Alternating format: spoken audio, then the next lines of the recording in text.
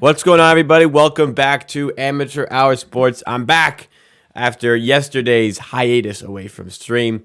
I play basketball on Tuesdays, so it's not Tuesday, so I'm here today. Raptors taking on the Boston Celtics, and I do have confirmation now that the Boston Celtics are going to be without Peyton Pritchard, Jayson Tatum, Marcus Smart, as well as Al Horford. As a result, the Raptors have gone from 4-point underdogs, which I bet this morning, down to 1-point underdogs. So, solid numbers over there. But they're still underdogs here. So, as much as the game has become easier because of all these guys being injured, it is still going to be a tough game against the Boston Celtics here. Kind of nice that the Celtics don't have much to play for today.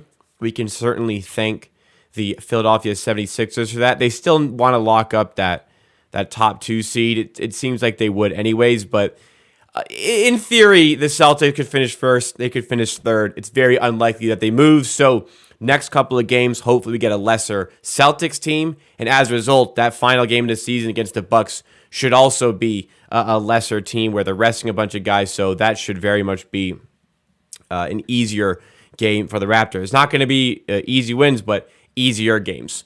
That being said, as much as that helps us, the Hawks are playing the Wizards today, the Sixers on Friday, and the Celtics Sunday. And those are 3 teams who, as we just spoke about, really have nothing to play for. So the Hawks also have an easy run through the rest of the season. The toughest game for the Hawks was actually yesterday's game against the Chicago Bulls, where the Bulls were favored by 6 points for that one, if you'd believe it.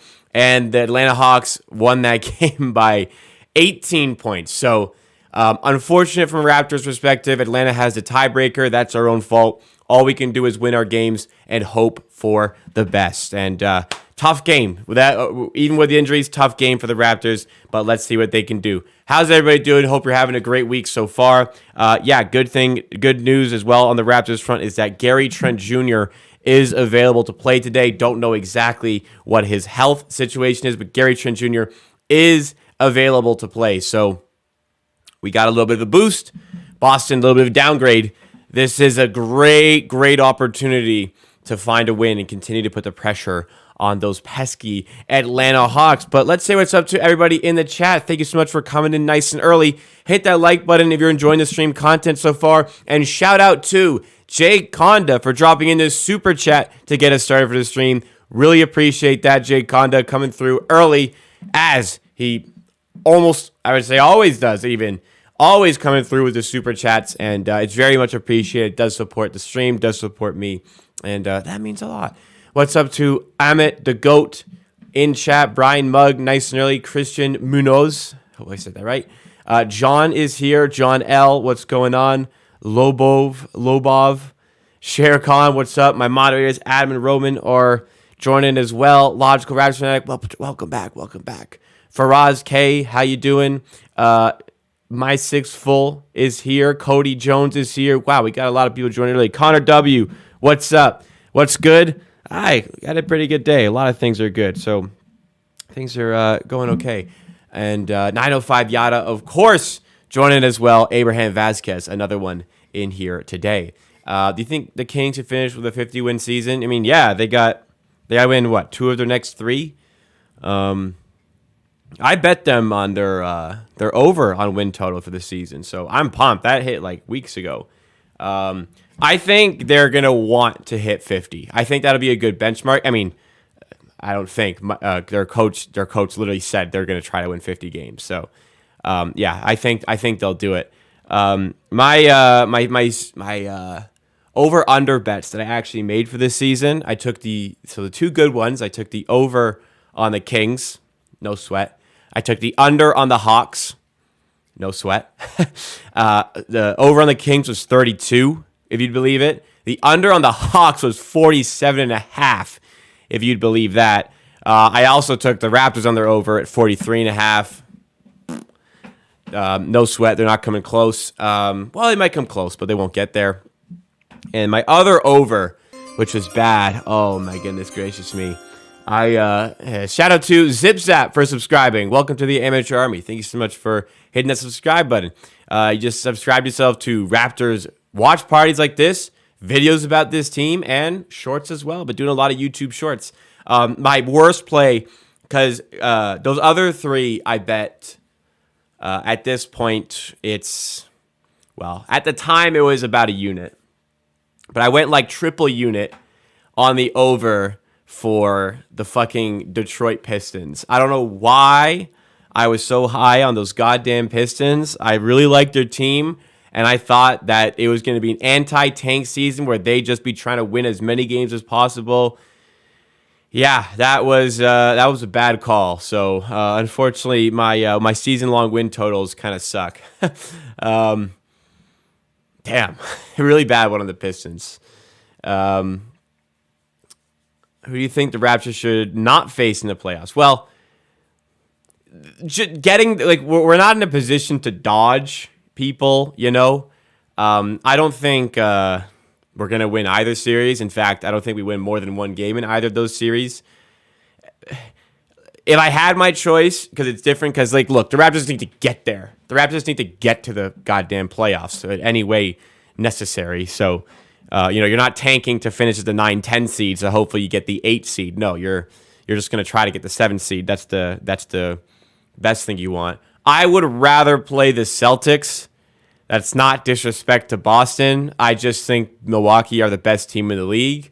I think if they go to a series with Boston, Milwaukee, it'd be a 7-game series, so it's like a knife edge pretty much. But you can catch Boston on a bad shooting night. They're very reliant on the 3-point shot, whereas Milwaukee have so many different ways to hurt you.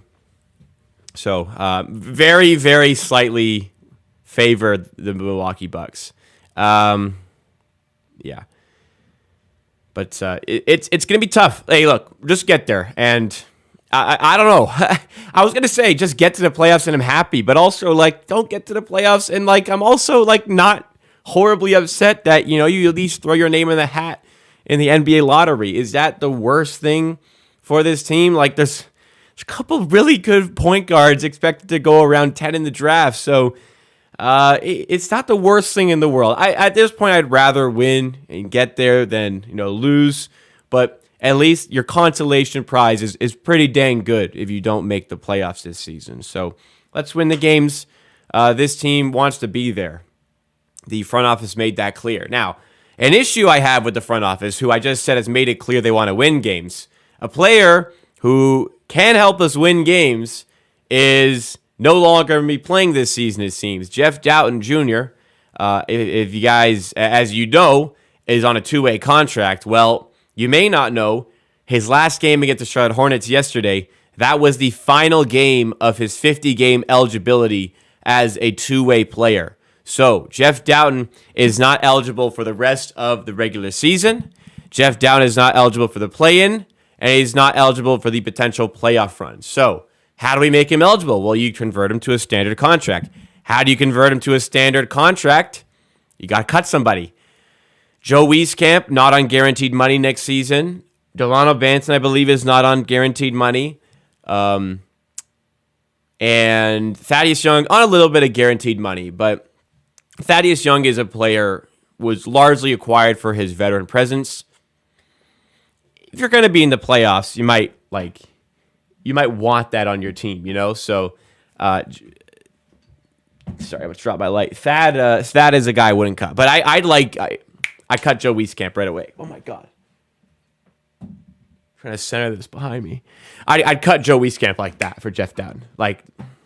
No conversation really. I'm trying to get this behind me so it doesn't appear. Here we go. That should be better.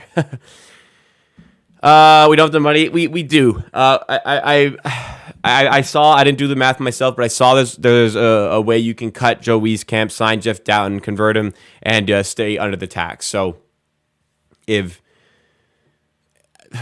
first of all, you can do that. Second of all, just don't fucking give guys unnecessary contracts like Malachi Flynn for next season. And maybe wouldn't have been as big a deal. Why they signed Joe Wieskamp just to not use him is also kind of crazy. I guess they signed him as well for the 905, but Even still. Jeff Dowtin is I think it's a player like he.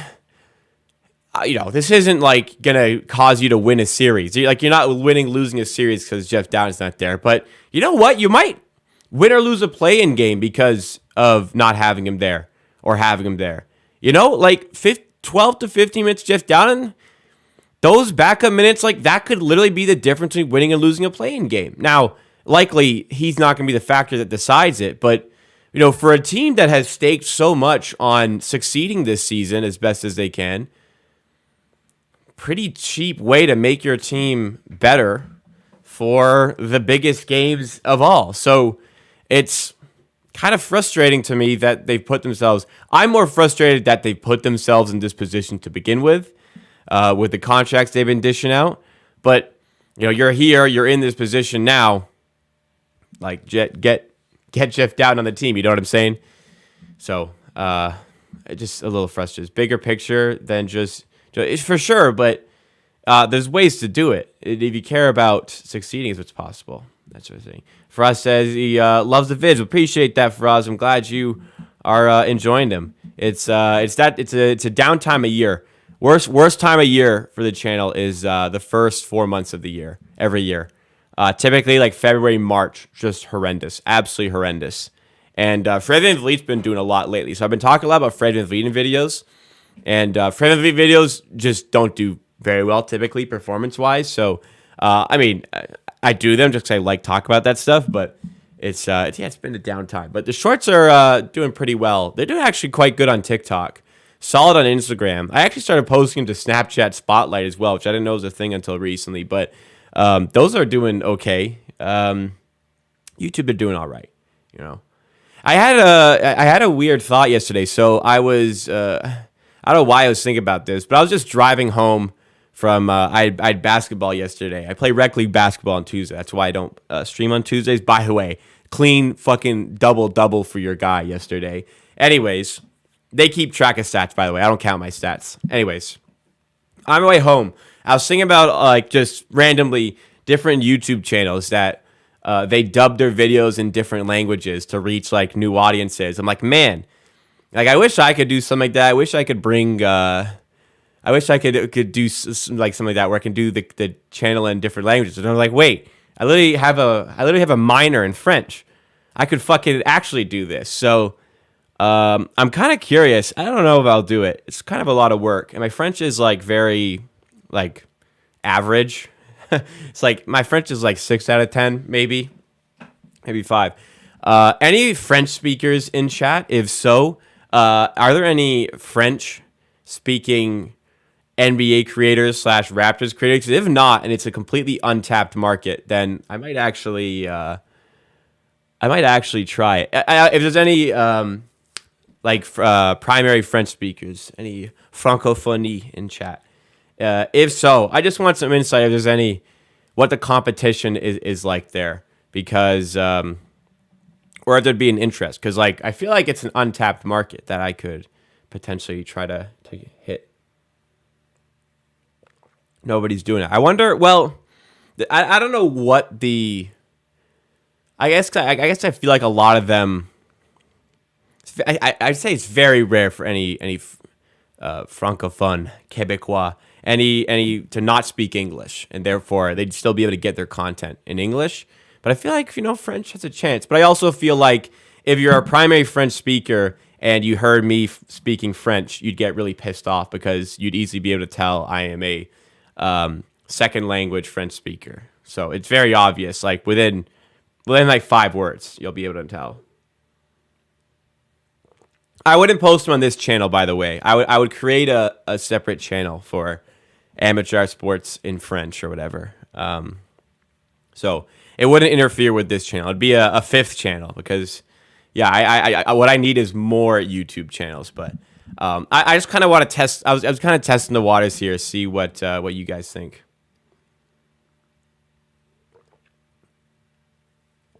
That's true. It's all hacky. Okay. I couldn't do Spanish. I actually speak French. I don't have money to hire a team of people, so it wouldn't be I wouldn't be able to dub it in Spanish. But I I know channels do like just they literally do the same content just in different language, whether they dub it or whether they do it themselves. So I'm thinking like maybe I could do that. I think I wouldn't be able to do a full the full scale production I do for my YouTube videos here, but I could do like stuff on my desk here. Some like, stuff I do for like my second channel, I could do for that channel. I could do my YouTube shorts twice. I could record it one take in French and one take in English. That I could also do. So kind of testing to see. I wonder. I just it's quite a bit of work, so it would have to be worthwhile. That's why I'm kind of testing the waters, but anybody with any sort of opinion whatsoever, let me know. Tell me not to do it. Tell me I should do it. Like literally, just I want to see if it's worthwhile because it could be a bunch of work. I don't know. Talk like you always gotta stick up your ass when it's instantly sound like a Quebecer. Noted. Every time I go there, every time I'm in Quebec, I try to speak French. And they reply to me in English. So it's clearly not good enough for them to care. So yeah, test it a little bit. She's French. Yeah, it's that. Well, I have a decent French accent. It's just my grammar is not great. My vocabulary is very bland because I only did it in school and never like in public. So it's very, very, very, very bland. No slang. So I'd get made out immediately. It's the grammar that would make me out right away. I don't know if I'm underestimating or overestimating. That's what my thing is. I feel like there is a really good market. Like the Raptors had a preseason game in Quebec, and tickets were like $200 for the nosebleeds, and they sold out. So clearly, there's Raptors fans in Quebec. There's French-speaking Raptors fans. It's just, are they on YouTube? Maybe they will be. I don't know. I'd have to see if it's biting a little bit more off than I can chew. That's the only thing. But I just was driving home like, hey, I could do that, and maybe that would succeed. If we got Victor Wembanyama, then that would be different. That'd be different. Well, if Montreal gets NBA, then I guess it's a bit different because I don't think they will, but if they did, then they wouldn't be Raptors fans. Wonder how that works.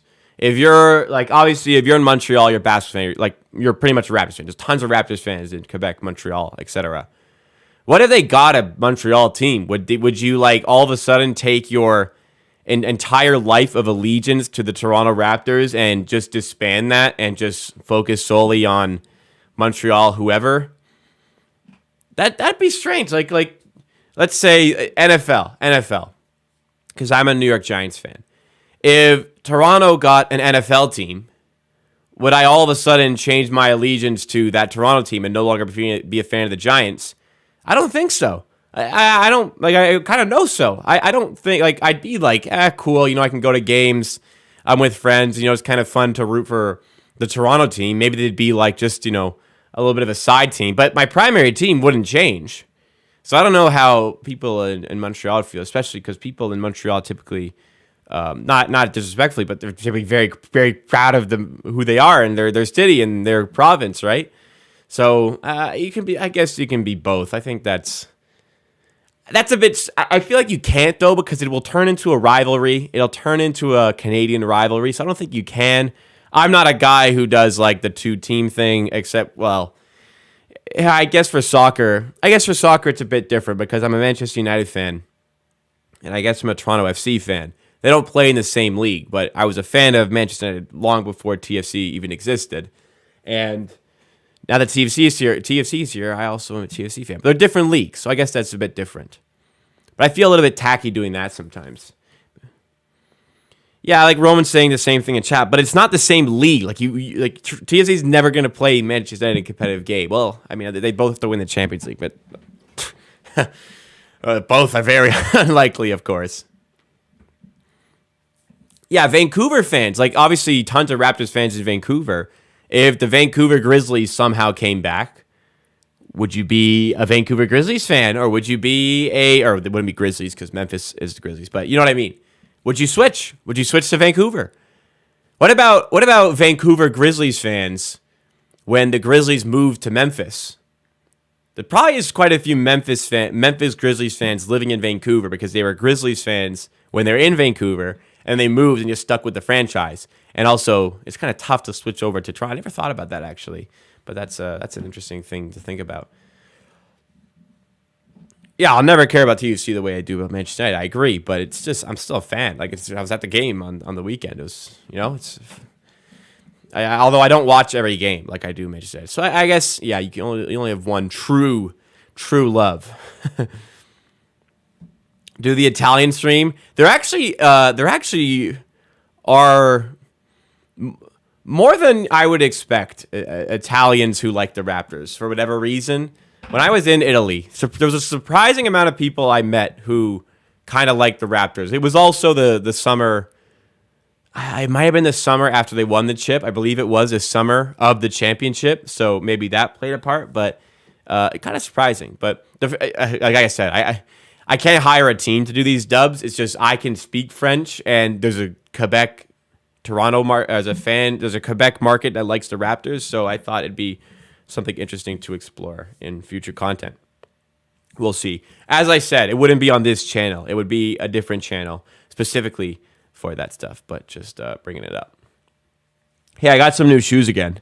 More new shoes for Jacob. I'm going to show them off here. Pissed off. If you like shoes, then you know what this is already. But the box, can you see that? The box came absolutely mangled.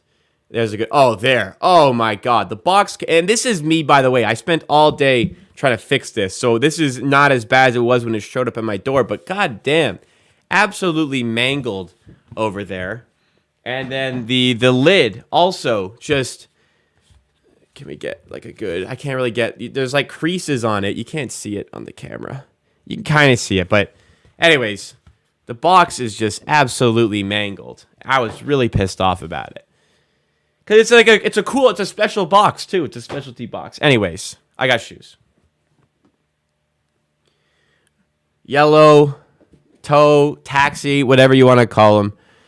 Some more shoes for me. They're not really working well on the camera right now. Maybe if I hold them back here. There you go. Those are the new kicks for your boy. You're getting a few recently. But yeah, I like shoes. So I just wanted to show them off a little bit. Also had to show off my rec league stat line from yesterday. Let me read to you. So it's a very basic rec league. We lost, but I had like the best game I've ever played of organized basketball in my life, and call rec organized or not, it's my level. I had 15 points, 12 rebounds, 4 assists, 3 steals, and a block. Man, something was going on yesterday. I hit a 3. I'm like, I can't shoot. I really can't shoot well. I hit a 3. I had a couple jump shots, some turnarounds in the post, some layups, some fast break. I was just like, my teammates saying, "Hey, you're doing so well today." I'm like, man, I have no idea what the fuck is going on. It didn't track my turnovers, the stats. I had one really bad turnover on an inbound. I may have had 2. I definitely had 1. I had 1 really bad turnover, though, that cost us a bucket. But better than other games. Some other games have had like 4 turnovers, so this was good. But yeah, I'm a fucking animal on the glass. That's what I learned. I'm better than Flynn already. Yeah, I actually hit a 3, so that's something maybe Malachi ain't doing.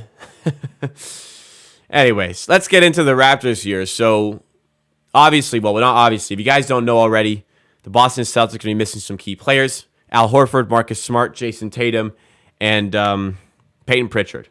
4 guys out for the Boston Celtics here. Raptors get a boost. Gary Trent Jr. is back today. He's available today. We don't know if he'll be getting the most amount of minutes here, but he's back on the bench. That's key for the team. Yet still, the Raptors are going to be underdogs here. Most books have the Raptors as +1 underdogs. I bet them this morning because I just felt like the Celtics were going to rest a bunch of people. Second night of back-to-back. Not much to play for. Was happy to be correct with my prediction there. So, very winnable game. And if the Raptors lose this, I think that 8th place is done. Atlanta are playing 3 teams who have nothing to play for. They play Washington tonight. Even if Washington had something to play for, I would expect Atlanta to win that game. So firmly expect. Actually, if Trae Young doesn't play, it could be different. But pretty much if the Raptors lose this, then I think that we can kiss that 8th place goodbye. Well, actually, as I'm saying all this, I'm checking. Raptors have actually moved into favorites for this game. The Toronto Raptors are now up to -1 or -1.5 favorites in some places. So there's been a swing here, and the Raptors are favored to win. Atlanta are 12.5 point favorites. So Atlanta's gonna win tonight, and they have 2 games. They play the Celtics in one, and I forget if they play in the other, but they have 3 games against teams who have nothing to play for. It's the Sixers. It's the Sixers, who, maybe the Sixers are still pushing for something, but I don't really see it. Probably a good time to rest some players. So if Atlanta win out, obviously nothing we can do. I said originally the Raptors have to go 4-1 at least in their last 5 to have any chance of passing the Hawks. Well, they're 2-0. And now comes the test against the Celtics twice and the Milwaukee Bucks. So let's see how all that goes down. Glad you guys like the shirt. This is, man, when this shirt got released, this warm-up top, I immediately said, and we were live when I saw it for the first time, I'm getting that. That's like one of the coolest things I've ever seen. I'm getting that shit. So I got it. It took like over a year for it to go on sale, but got it eventually. In your normal vids, is that a Vince Carter jersey? If you're talking about this one here, that's Carter. But I'm assuming you're not talking about this one. You said normal vids, which is the purple one. The purple one is a Tracy McGrady jersey. It would be here. Over there. That's Tracy McGrady, Van Vliet, McGrady, Lowry Huskies, and the Scotty Barnes gold one. There you go. Nice little look over. Oh, it's on frame here. I didn't realize. Yeah, T-Mac up here. But yeah, that's the room. You just saw like the entire room I'm working with there. Very much looks bigger on video, I'd say. It's crammed in here. I have a lot of shit, man. I buy a lot of not crazy expensive stuff, but I like collecting stuff. So I got a lot of junk in here. Not junk, it's treasure, but to some. If the Raptors do not get the 8th seed, then sadly the Raptors are not winning the play-in. Well, they'd be playing Chicago. Chicago are catching fire, though. I mean, Chicago have been excellent recently, specifically on the defensive end. So that's trouble. If you're 9th, that's like Chicago is not a pushover. And then I'd rather play Atlanta than Miami, but also Atlanta have really had our number this season. So I don't know. Although we beat Atlanta by 30, I don't know what to. I'd rather play Atlanta still because I'm scared of Bam, and I'm particularly scared of Jimmy Butler when he actually gives a shit about winning.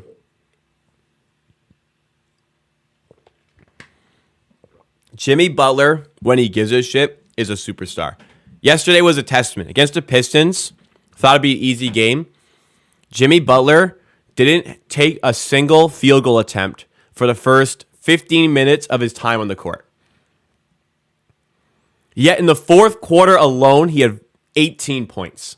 So Jimmy Butler, when he cares, is a superstar. And if he gets in the play-in tournament, I imagine he's going to care, which would turn him into a superstar once again. Somebody's saying they don't mind losing because it gets you into the draft. I mean, partially agree. I'm at this point, like 65% of me want to make the playoffs. 35 is like, hey, I see Anthony Black, I see Cason Wallace in the draft that are viable options for the Raptors to get. You know what I mean? Do you think teams would rather play us? That's a good point. I don't think so. I don't think so. I'm not sure. I feel like a lot of teams feel like we're better than our record suggests. But at the same time, there's ways to expose us. I don't know. Our starting 5 is really good. Our starting 5 is just really good right now. So I wonder if Miami, like let's say Miami who are 7th, would they rather play Atlanta or would they rather play Toronto? I feel like they'd rather play Toronto just because of the history they have with Atlanta and the history they have with Trae Young, that's kind of brewing a little bit now. I wonder if they would take Toronto. I'm not sure how Miami fans would feel. There's no way for me to get this sort of information, but that's a very good question I didn't think about. I feel like if I'm Miami, though, I feel like I'd rather play Atlanta than Toronto. Like, defensively, Toronto can be problematic. You know their starting five is talented. There's more weak points on that Atlanta team, I think, especially in the starting five compared to ours. But I'm not sure. That's a good question. Like the Hawks are a straight up 500 team. They've been like one game, either 500 or one game off of 500 for like months and months at this point. It's some crazy streak. But we're actually like we've been quite good since the start of February. It's a good question. I'm not sure the correct answer. I'm not sure. I don't know. Last two games, Atlanta win just like they Chicago really sold for us yesterday, guys. I don't want to say Chicago sold because like we might play Chicago in the first play-in round, but Chicago fucking sold yesterday. They had a really good chance to beat the Hawks and they didn't. That was annoying. But they're all tough games. The team I fear the most is Miami, but it'd all be tough games. It would all be difficult. I think Raptors are now actually -2 on the spread. So they just keep climbing, getting absolutely bet. They are getting bet up, man. Or bet down. They are getting bet down here. They started the day as +4. And they are up to -2 in some places now. -1.5, -2. So they have been getting steamed off of this injury news.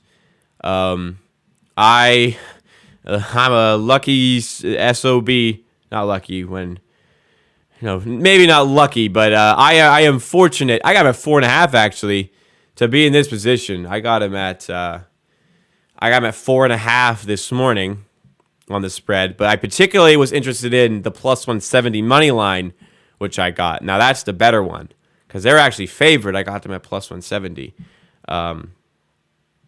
So hopefully that turns out. Hopefully they win. We get some cash. But how about that Lakers-Clippers game tonight, by the way? Oh, my goodness. So the Lakers and Clippers tied on record. Clippers have the tiebreaker. Actually, I don't know who has a tiebreaker. Well, Clippers do for now, but if the Lakers win, I don't know how it works. Anyways, Clippers and Lakers, same record. They're playing each other tonight. Clippers are in 6th right now. Lakers are in 7th. Winner likely goes into the playoffs without the play-in. Loser likely in the play-in tournament. Crazy to see. The Lakers might actually get to a point where they're going to avoid the play-in tournament and just make the playoffs. The Lakers have had the best defense since the trade deadline. Lakers 0-3 against Clippers. Okay, so Clippers will have the tiebreaker regardless. Okay, good to know. The Lakers, after their 2-10 start, all of a sudden a great defensive team. Austin Reeves is #him starting games now. That is a good team. And if they finish 6th and the Kings finish 3rd, I think the Lakers win that series. Now, if the Lakers are playing Memphis, I think the Lakers might actually win that as well at this point. Now, Denver, I don't know. Memphis even, I don't know. I think they'd beat the Kings. Memphis and Denver, I'm not so sure about that. I wonder what the odds would be for that series. But what I'm trying to say is the Lakers are a good team. And you don't want to play the Lakers. Nobody wants to play who would you rather? Clippers or Lakers? I guess because Paul with the Lakers. But, did we lose the stream here? It looks fine. There must have been some short buffer. Okay, apologies, but we're here. I don't know. Who would you rather play, Clippers or Lakers? Definitely want the Lakers if Paul George. Sorry, definitely want the Clippers if Paul George is out, but I'm not sure. Are we back? Let me know if the stream is back here. I apologize. Last stream, first time, I did not stream on Twitch to see if the connection would fix. And as we are seeing today, there's a little bit of connection issues with this one as well. So hopefully that can all sort itself out. Let me close some tabs here. Try to fix us up a little bit. I can't close all. I mean, I gotta watch the game somewhere. People are leaving, which means there is for sure an issue. Okay, let's empty the recycling bin here. Maybe I don't know, just free up a little bit of space. Okay, here we go. Let me know if we're back to normal at any point, just so I know. Can't blame Susan. No, can't blame. Well, I can blame Susan, but I don't know if it's working on Twitch. It would be working on Twitch. It's not working on YouTube type of thing. So apologies for that. Yeah, it's just like I can't get wired in from here. So this is just what we're rolling with. And sometimes it's going to be the issue. How do I feel about the Jakob Poeltl trade so far? Well, I love Jakob Poeltl. I don't love the play-in tournament, but thanks, guys. Looks better now. Thank you, guys. I love Jakob Poeltl. I think valuation for that trade, like you got a cornerstone big man here, right? Not franchise cornerstone, like a cornerstone big. This is your big that, as long as he re-signs, and I expect him to re-sign. Oh, it's not Susan. That's right. But Poeltl is worth it. It's just, was it worth it for this season type of thing, which is the bigger question, because like we really need some more players, and the draft was a great way to do that. So I don't know. I guess it's a little bit too early to see how it all pans out type of thing. We don't know completely here. We don't have the full story. At this point, I'm still on the fence about it. The valuation for Poeltl, I have come around to. I mean, at the time I said it, I was like, I like the trade. Maybe the protections are a little bit weaker than I wanted them to be, but you got a good player. I'm just upset that we didn't get additional picks from other players, but the trade made sense. Don't thirst in the chat, please. Do not do that. Please do not do that. Look at the impression you just made to our new subscriber, Nathan Goo. Shout out to Nathan for subscribing. Welcome to the Amateur Hour Army. Appreciate your subscription. You just subscribe yourself to Raptors watch parties like this throughout the regular season and for the playoffs. And also, we are going to be doing videos throughout the regular season playoffs and shorts. And in the offseason. Offseason is the best time of year for the content. So let's get into the game, which has begun. Somebody asked, it is a TSN game. It was Grogan who asked, I forgot. But it's a TSN game, so we're going to be nice in sync with the scoreboard over here. So let's get it on. Raptors at Celtics. Celtics, no Tatum, no Smart, no Horford, no Pritchard. Raptors with Gary Trent today, so it'll be a Jaylen Brown game. Let's see how all this goes down. All right. Do I agree Hawks 23 the champions? I do not agree. Barnes turns it over to Derek White. Celtics have started, by the way, Derek White, Sam Hauser, Mike Muscala, Jaylen Brown, and Robert Williams III. Celtics, you already know the starting lineup. Raptors, you already know the starting lineup. That is. Poeltl with the right, and he misses. 4 straight misses start this game. Combined, here's Muscala. Swings it outside to Hauser. Now Williams. Now, there's one thing this Celtics team can do today. It's shoot. Mike Muscala is a great shooter. Hauser's a great shooter. Brown's a great shooter. Derek White's a great shooter. So they're going to be shooting a lot. Derek White for 3, no good. Celtics 0 of 3 on threes to start this game. Here come the Raptors the other way, looking for the first bucket. Siakam on Hauser. Good matchup. Siakam fades. Misses. Both teams combining for 0 of 6 to start this game. Let's get it going here. Yeah, OG straight on Tatum. Or on Brown, sorry. There's a lot of chance for success as Rob Williams gets his own miss, and he's going to be fouled, and he'll head to the line now.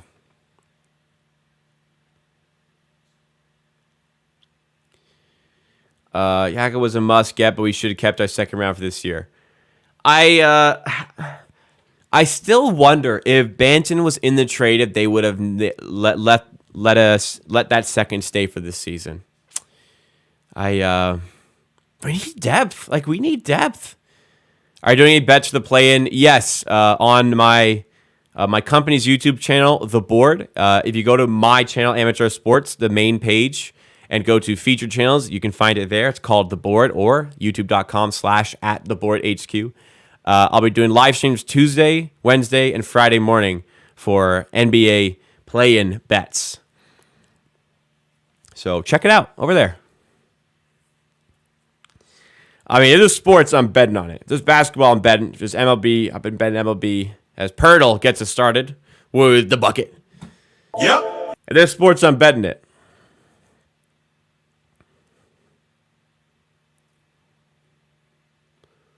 Two-1 Raptors. Jaylen Brown. Van Vliet switches on to him. Now Rob Williams out to Hauser. Open for three. Doesn't hit. Rebound Pascal. Raptors up by 1. Fred in transition. I thought my guy was going to pull up, but he gives it to Siakam. Little loose handle there. Finds Pirtle inside, but a good steal by Derek White. Likely saved 2 points on the inside for the Yak. And here come the Celtics the other way with White. Williams. Stolen by OG. Transition look for the Raptors, and here's Barnes. Celtics do well to recover now. Barnes to Siakam. Now Fred. Jaylen Brown on Fred VanVleet here. VanVleet driving, has a lane, but feeds it outside to OG. Catch and shoot three is good. 5-1 for the Raptors. Well, Trae Young is a bit of a foul hunter, but it's part of the game. It helps make him a superstar. OG with the block. Jaylen Brown's going up. OG said no. Not that vicious, but got him. Who looks like Jayson Tatum? 2019 Raptors or 2022 Celtics? Oh, that Raptors team was something else, man. And we beat a better Golden State team. This Celtics team lost to a worse Golden State team. Do I live in Toronto? Not quite. I will soon, though, hopefully. I'm trying to buy an apartment, man. It's tough out here. It's expensive. Brown to Hauser. Now Williams. Here come the Celtics. 5-1 Toronto early. Brown. Defended by Pirtle. And a block on the on the Brown fadeaway. Here come the Raptors with Siakam. Lay-in is good in transition. 7-1 Raptors. Boston, 3 minutes and 15 seconds in, have not made a field goal. They are 0 of 7 from the field. Here we go the other way. Muscala for 3. Got it. Yeah, he's a good shooter. Yeah, the OG thing, I made a video like a couple weeks ago saying, like, if he wants to leave, like, try to get a trade for him. But, like, I'm starting to get to the point where I'm like, bro, OG, you're not fucking going anywhere. Wherever you want, you're not going anywhere, man. I'm starting to get to that point. That was a good take by Pirtle. Other way is Brown at the rim and goes around the world and finishes to make it 9-6. Yeah, Celtics really struggled in the finals. Specifically, Tatum struggled in the finals. Jaylen Brown didn't struggle, but Tatum did. But, hey, he's a young player. I mean, first finals appearance. Fred, doing a little sidestep on Muscala. Can't hit, but had the big man wobbling a little bit.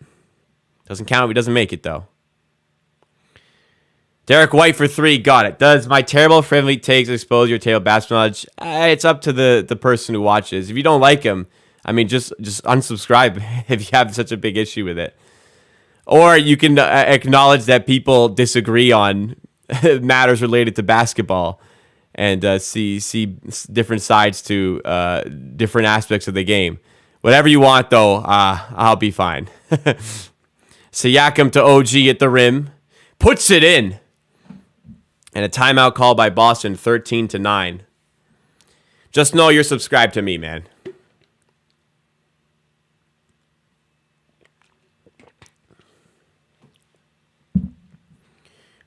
Better off living in a big van with a little kitchen. I can't stream from a van. You know what I mean? The Wi-Fi is bad enough in this house. I can't do the van. OG's just too valuable. I would do whatever it takes to make him happy. I'm kind of getting to that point. Yeah, I said a couple weeks ago, I kind of deviated away from what I said about OG, where I'm like, look, if he wants to go, I mean, I can't, like, you know, you can get a lot for him in a trade, but I'm like, man, I don't know if it's worth even getting that trade. Let fate decide whether Fred VanVleet goes or not. I mean, look, we'll see how it all pans out. When Fred VanVleet is making near or above $30 million, whether it's the Raptors that give it to him or not, you know, we'll go back to this. And if he doesn't, if he gets like a $24 million contract, which I find hard to believe, then we'll go back to say, man, Jacob was a fucking dumbass. I've done it before. What did Fred get offered? He got offered 112. What did Fred turn down in the offseason? 112 or 114? I'm pretty sure Fred turned down 112. Fred VanVleet rejects contract. Man, people don't like fucking Fred VanVleet, by the way. So Fred VanVleet turned down $114 million for 4 years. That is $28.5 million. So he turned down 28.5. So best case, he just takes that contract. So I don't know, why is it such a hot take that I believe he's worth $30 million? Why is that so crazy? I don't know. But man, people, I lost a few subscribers actually for doing that Fred VanVleet video. You know, it is what it is. I'm not gonna hide my opinions to appease people. I never have, never will. 350 videos deep on this channel, nearly 14,000 subs deep on this channel. I'm not gonna hide my beliefs to appease anybody. And you know, I dealt with the same sort of scrutiny in the Pascal Siakam days of the Tampa season, where I was like, this guy's a lot better than you're making it out to be. This guy's really good. He'll bounce back. And, well, I was right about that. Fred VanVleet, jury's out. Maybe I'm wrong. We'll see. If I'm wrong, like, you know, I obviously don't want to be wrong, but if I am, you know, it's sports. You know, you can't be right about everything. You're going to be wrong on stuff. We'll see. Derek White, I mean, I thought the Raptors were going to be like a top 5 seed in the East this season. I was extremely wrong about that. So maybe I don't know anything about basketball. Maybe Jay is right. Anyways, enough on that. Barnes at the rim with the flush. Nice take there. I'm respectful to my viewers. Well, I don't know who you're referring to as somebody who's not respectful. I have no idea, genuinely. I wouldn't say I'm always respectful because some of my viewers like Jay subscribed to the channel. You have to be subscribed to comment. So it's usually a self-report on somebody when they comment on the streams, which is funny. Barnes in mid-range. Off the glass, a little bit of a bank action in the TD Garden. TD open nice and late on this fine Wednesday. What was I saying? No, people people disagree with my takes all the time. Like, that's fine. What I don't appreciate is when it's a personal attack on me type of thing. That's when I get disrespectful to people, or when they're just trying to, you know, annoy me for the sake of it, which people tend to do. Then I'm disrespectful. I'm not disrespectful to everybody, so I don't claim to be.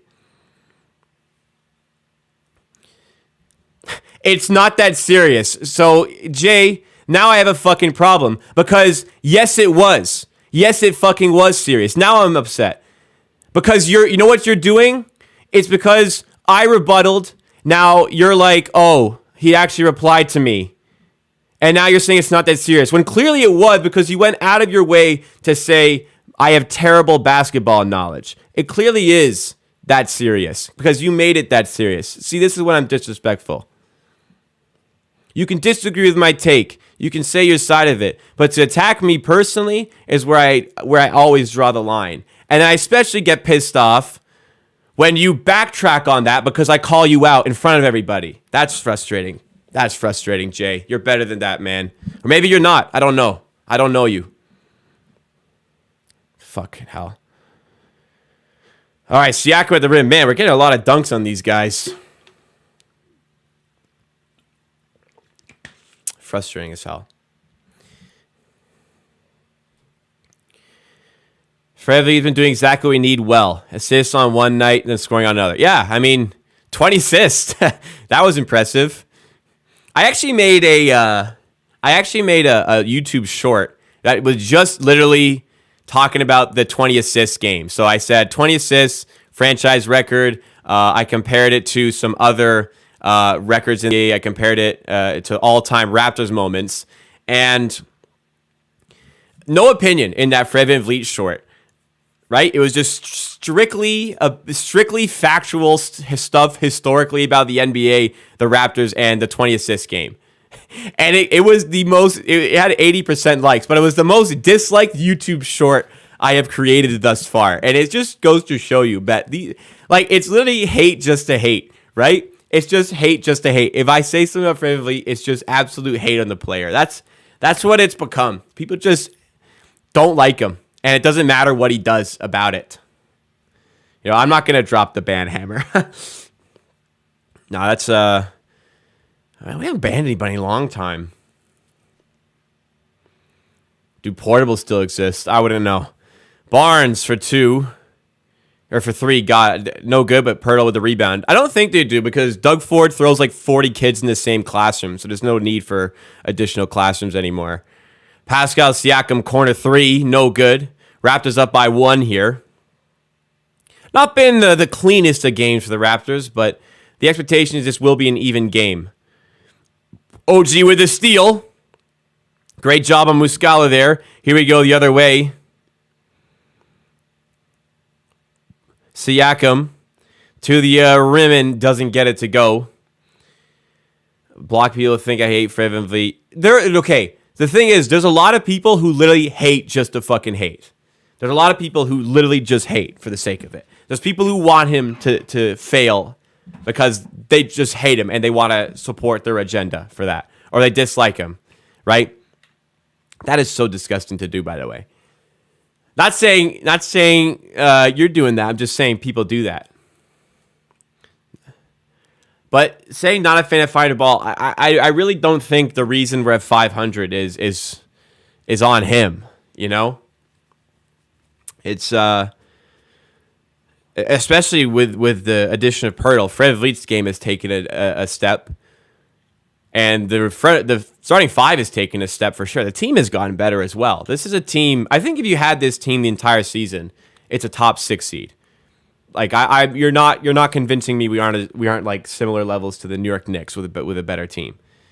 Maybe not quite the Knicks, but we're better than what Brooklyn are. But even then, some people have an issue with being like a 6 seed as well, right? Brogdon stepping back for 2, no good. Raptors up. Oh, it is good. Got a bunch of bounces there. Somebody's got a. Why is nobody? Sam's got a 5-second violation because nobody fucking came over to him for the ball. Did you guys see that? Why didn't he call a timeout?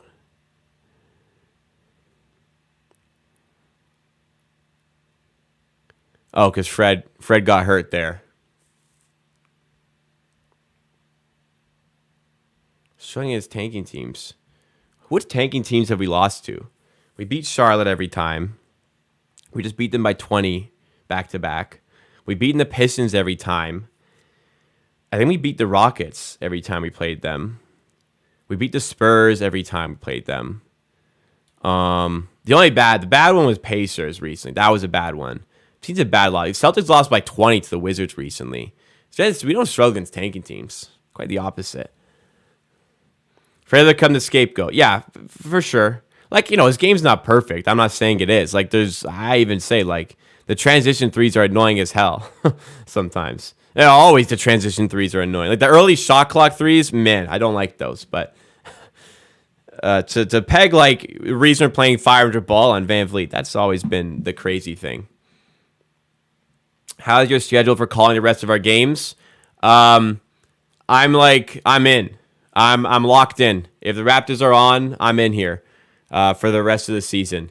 We're all clear. Yeah. Next Tuesday I have basketball, but if the Raptors are in the playing game on Tuesday, I'll be streaming. I'm going to miss my game, but my schedule's open.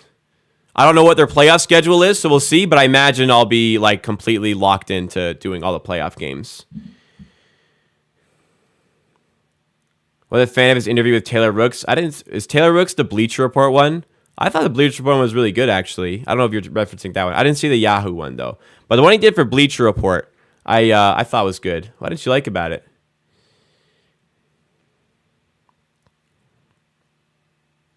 The present team is better than 500. Yeah. It's still not like a tremendous team, but I wouldn't say the team being 500 was necessarily on Fred, though. I think there's... Like, I'd love to see this current team. Like, our starting five is good. Our starting five is good. It is net. The net rating of this starting five is exceptional. It was boosted by the Charlotte games, but it was already... This starting five was plus 20 together at a net rating of plus 20. So, the starting five is good.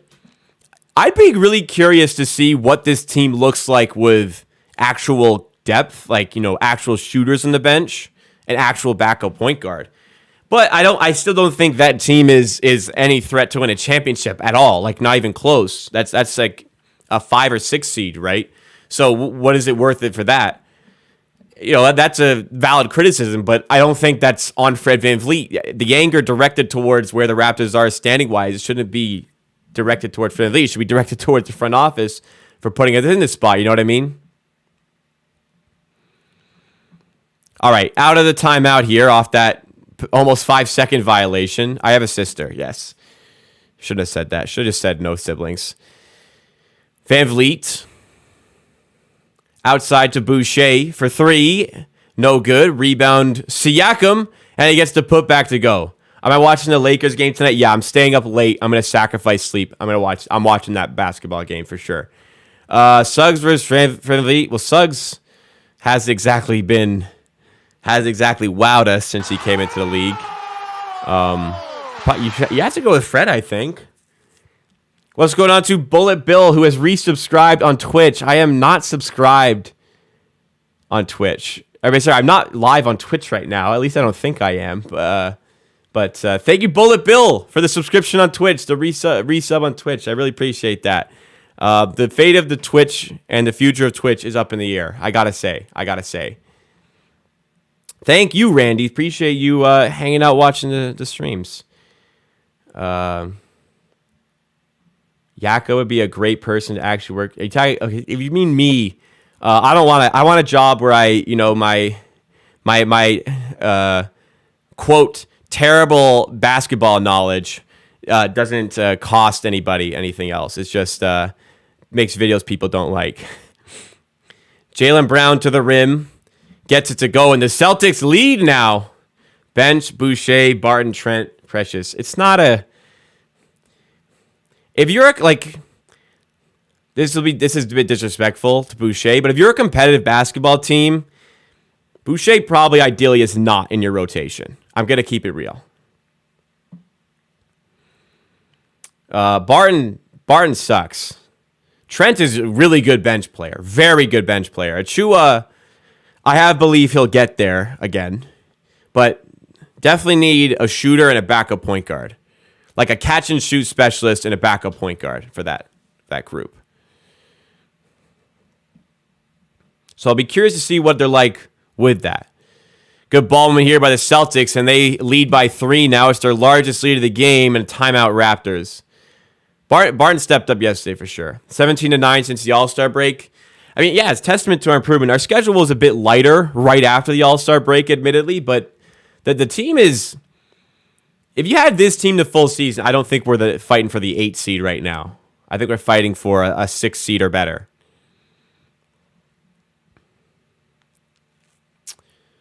Siakam backing down. Brogdon turns off and hits the jumper. Nice bucket there by Siakam. Good stuff. As a Raptor, do I think Embiid deserves MVP? I'm 50-50 on it, man. like it could go to Jokic, it could go to Embiid, and they'd both deserve it. I have no idea. Genuinely.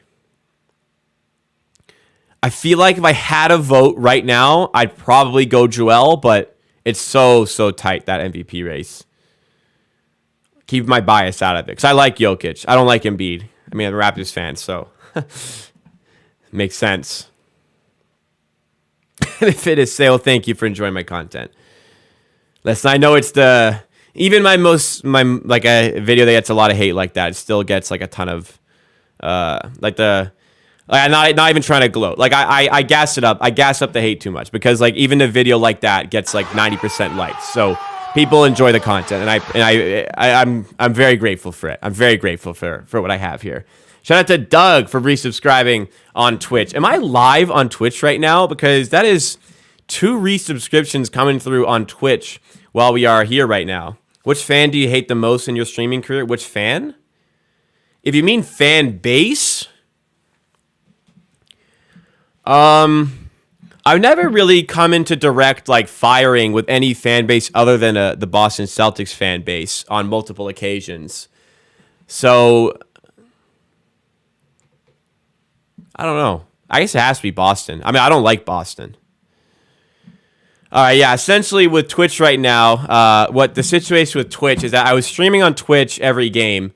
Twitch was getting like less than 15 views for like the entire 3 hours. I felt like it had an effect on the connection with YouTube, so I stopped doing it to see what would happen. So we're gonna see in the summer what the future holds for that platform. But it does seem as though we are trending towards a strict YouTube live stream. Also, YouTube recently changed their algorithm where streams and videos are not correlated towards your viewership. So that was a big piece of information that has factored in. So apologies on all that going down. And another resubscription on Twitch. So we have, by the way, this is quite the milestone occasion, but Doug and Roman have now been subscribers on Twitch for 2 full years. 2 full years, 24 months of subscription on Twitch. So thank you so much to Roman, and thank you so much to Doug. 24 months. And in fact, Doug is 24 months in a row. So that is just absolutely spectacular. Thank you guys so much for being consistent enjoyers and viewers and community members. It is truly amazing to see, how far the channel has come, and how far we've all come as a community to get to this point. So I genuinely cannot thank you guys enough for the support. It's hot in here. Barton gave nice props to welcome Raptors. He gave him despite his rough. Who? Barton gave nice props to welcome Raptor players. Gave him despite rough start.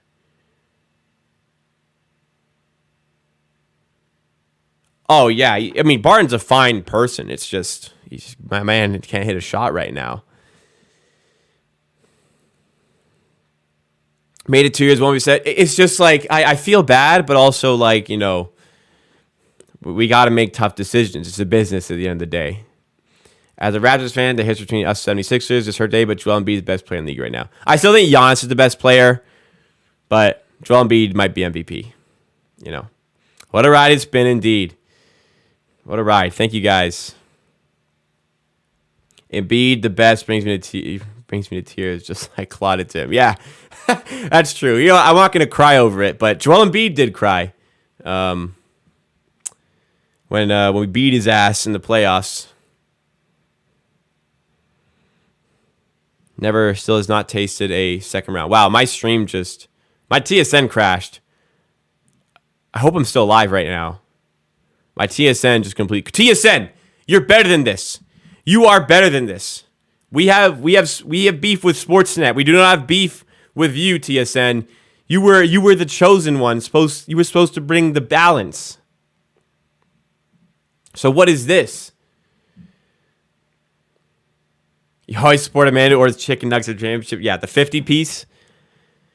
That's something special, man. That is. To put on like one of the greatest closeout performances in NBA history and then just go to Don's the next day to grab a 50 piece is insane. Insanity. Still alive. Okay, we're good. Thank you. 33-32. I have not been watching this game, man. Like super in depth, but bits and pieces here. We've played better basketball games. That's for sure. We struggled early against Charlotte yesterday. How about Simi Hyluk, by the way? Man, that guy's just hitting everything right now. When we had him, he couldn't hit the backside of the barn door. He's knocking down fadeaway threes, contested threes, everything. What happened to this guy? God. I mean, it's not like we're not the crazy ones here. The Knicks are also waived him this year, but what the hell? He's just hitting his shots again. If Barr never goes to the Bucks or Clippers or the Hornets. I made an amateur TV video, that's my second channel, about this phenomenon. Players come here and can't shoot, then they leave and can shoot again. Still have no idea what's causing it. Is it coaching? Like, maybe, but like, what about it? Derek White for 3, got it. Celtics making it hard, man. Celtics making it difficult. The Raptors really need a win here. And Gary Trent turning it over like that is definitely not going to help this. It's like Leafs players. What's Leafs players? What are we talking about? Oh, Leafs players who dip and go. Well, not always. Like Jack Campbell left, and he was like he was an all-star in Toronto, and he left, and he's fucking Swiss cheese in Edmonton. So I don't know. Maybe Zach Hyman. He had a good start to the season. I don't know if he still is playing well. Brogdon for 3, off the mark, way off the mark. But a loose ball foul is called here. I'm not sure. I really don't like Achua as the base of the defense. It doesn't work, and Nick Nurse keeps doing it. It's very annoying because it doesn't work every time we do it. So why does he think today it's going to work? I mean, I guess they're playing 5 out, but still, like, they're killing us at the rim. I guess they're forcing us to do it, even still. Scotty to Boucher with the right and gets to go. 2-point game again. Trent needs to go next year. I don't think he needs to go. I'd like to keep him. Nick Nurse curse is the only explanation. So I actually looked it up. People thought it was minutes related, like they don't get consistent minutes. Like Simi Hyluk, for the first 20-ish games of last season, averaged like 18 minutes a game. In some games, he went above 30 minutes per game. So is it just like a Nick Nurse curse for the sake of it? Because minute-wise, like they got playtime and they got consistent playtime. The only inconsistencies came when we got to the point where like, wow, this guy can't play basketball, you know? But is it just straight up something's wrong in Toronto? Is it just Toronto curse? I don't know. The Toronto effect, as JR Jr. saying in chat. Remember, Gary's coming back from injury today, so he may not be 100%. OG working on Brogdon for 3, no good. And also remember, as Achua does well to get the offensive rebound, also remember Gary Trent can't play defense. Achua to Scotty Barnes. Barnes up top, driving, and oh fuck. Just had Muscala fall on his ankle. There was a big yell. Oh my, he's up on his feet. Yo. I watched that unfold. Oh, he's hobbling. That looked bad. I saw that really good. Oh, okay. It wasn't as bad as it looked. It looks more impact, but okay, it looked worse. It still might be okay, he's playing. It looked worse. Thank goodness. OG to the rim with the left and gets it to go. 38-36. Still a tough game despite the guys missing for Boston. This is a deep team.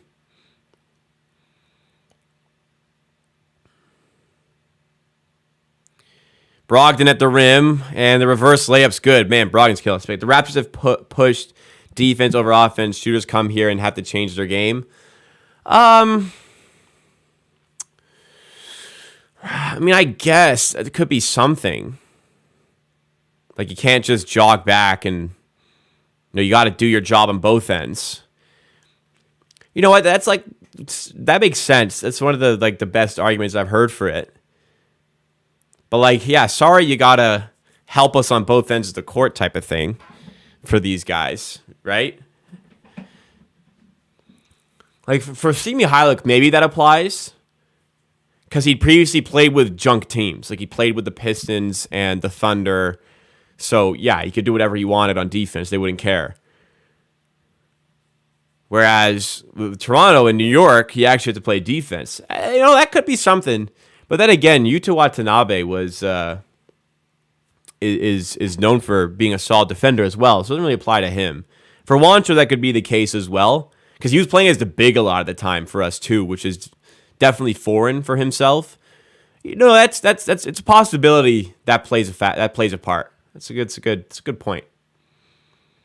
Raptors probably just give players advices, point out weeks before they left, and that player worked to get better.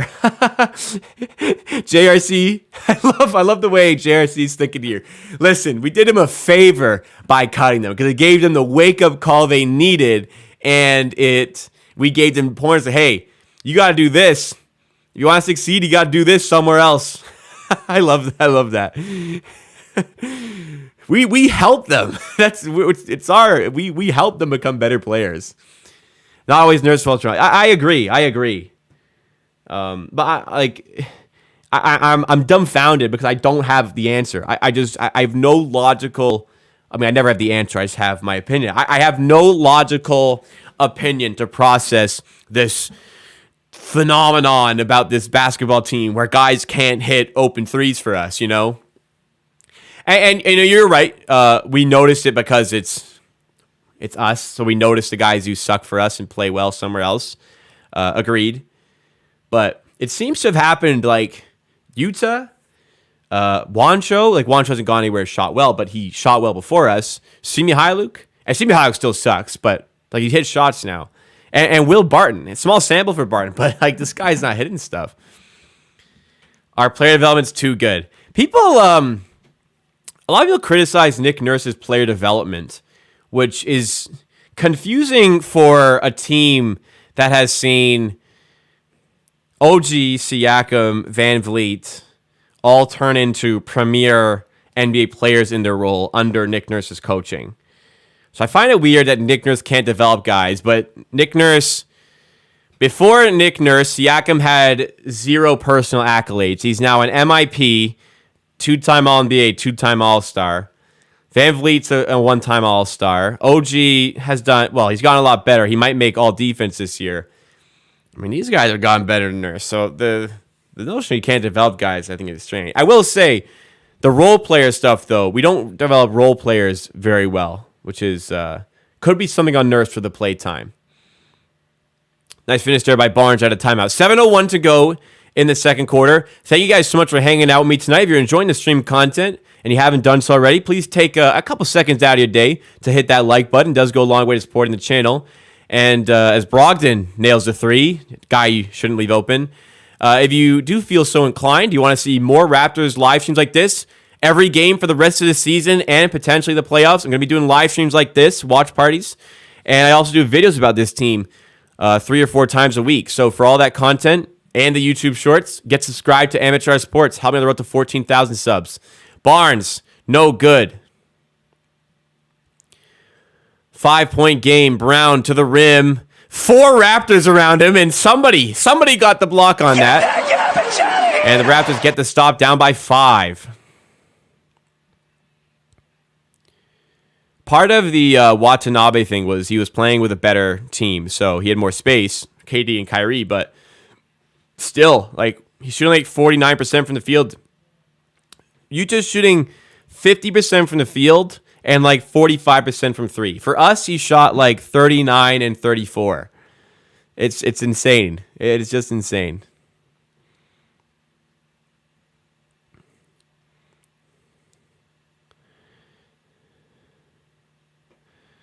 Williams to Brogdon. Raptors down 5. This is actually a problem. And now they're down 7.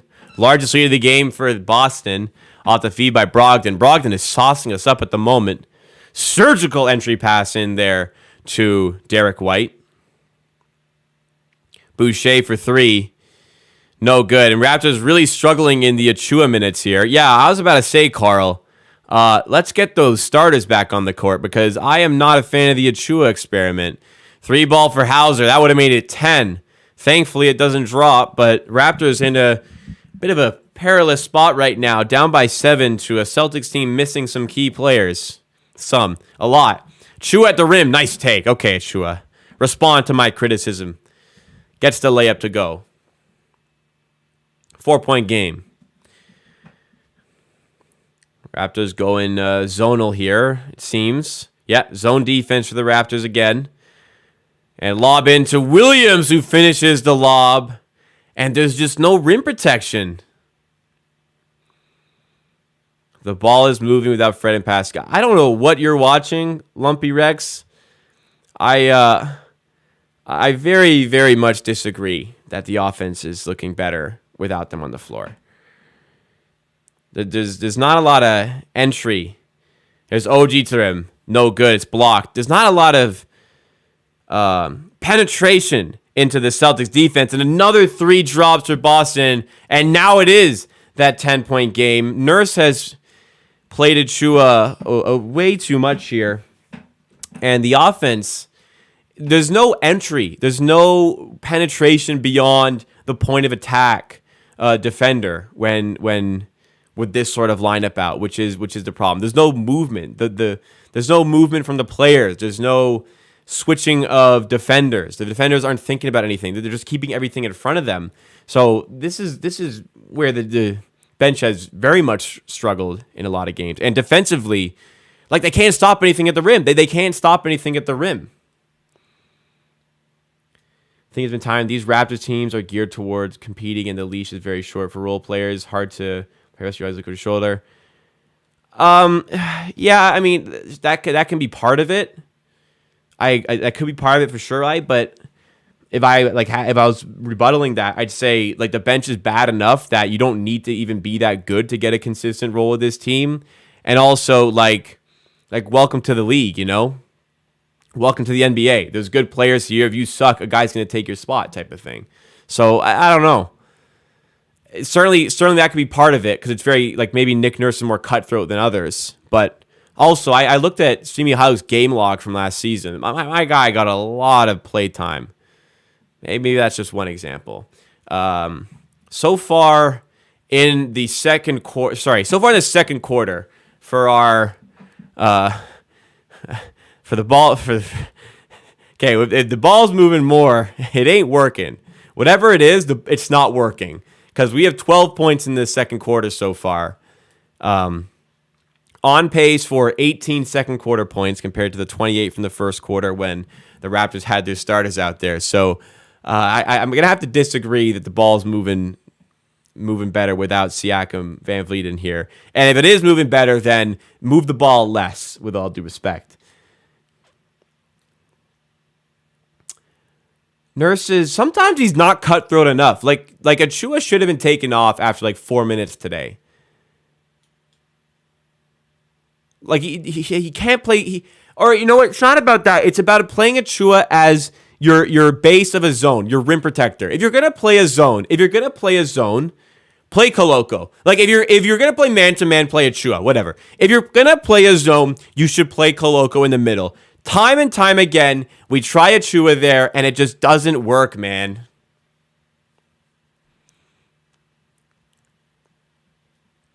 I'm interpreting it as Fred hate because you say the ball is moving way better without Siakam and Van Vliet on the floor. Let me see if...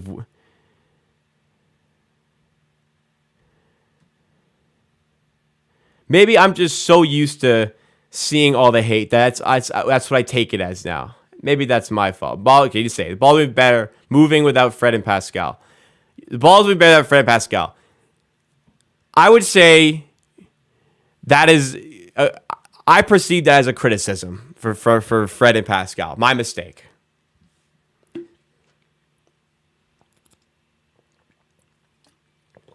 Although that set from the bench was not encouraging. Ball's moving, but not moving into the net, I guess. And maybe that's valid. Maybe that's fair. My apologies. I'm conditioned to perceive everything as Fred hate because I get it so much. Yeah, Malcolm Brogdon is saucing us, and it's a 12-point game now. This is a very poor Raptors performance, player, personnel-wise, and coaching-wise. I'm very, very unhappy with Nurse for that 8-minute run there. Siakam, can he get us back in this game? Here comes Derek White, and it's stolen by Brown. Nearly turned it into a layup other end. 52-40. Two passes. See, it's hard for me to take this as non starter hate when you're saying shit like that. And a shot clock violation after the near steal from Jaylen Brown. I thought it would have reset the shot clock, but it didn't. Yeah, I wouldn't call that an ISO. He's just backing down, looking for movement, and he turned it over pretty much. I mean, that was not a good play. See, you're saying facts, but you're also not though.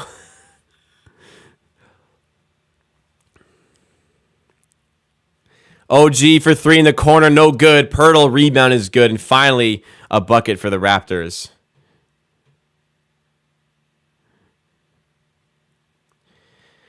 Oh of 6 from 3 for the Raptors in this quarter.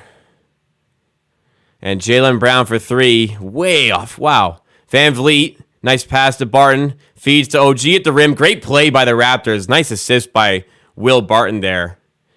52-44. If they fired Nurse, I'd understand. I don't think they should, but I'd understand. Which means I can see why they'd do it, 52-44. Down 8. It's been as high as 12, so Raptors need to close the quarter strong here.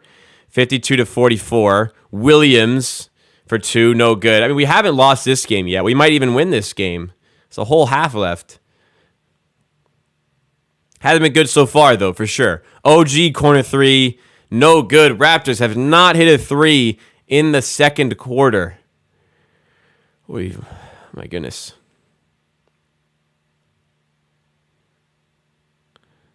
Hey, everybody's entitled to opinion. I never said they weren't. Well, actually, some opinions are bullshit, but most of them are fine. Some opinions don't deserve our respect. Don't let anybody tell you everybody's what was I going to say? Don't let anybody try to tell you that every opinion is valid. Some of them are not.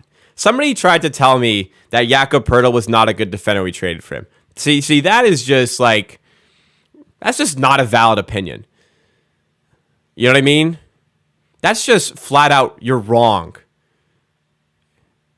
Right?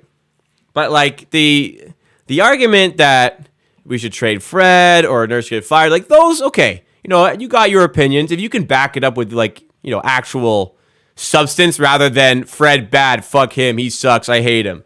If it's, you can actually come up with a actual argument, supportive claim, that's fine. But for the Jakob Poeltl thing, I actually can't believe somebody said that to me. I replied to the tweet. I'm like, if you think Jakob Poeltl's not a good defender, then I have no idea what to tell you. Because that's just flat out bad. That's just bad. So 90% of opinions, I respect. If you can at least, give me a sentence to explain your opinion.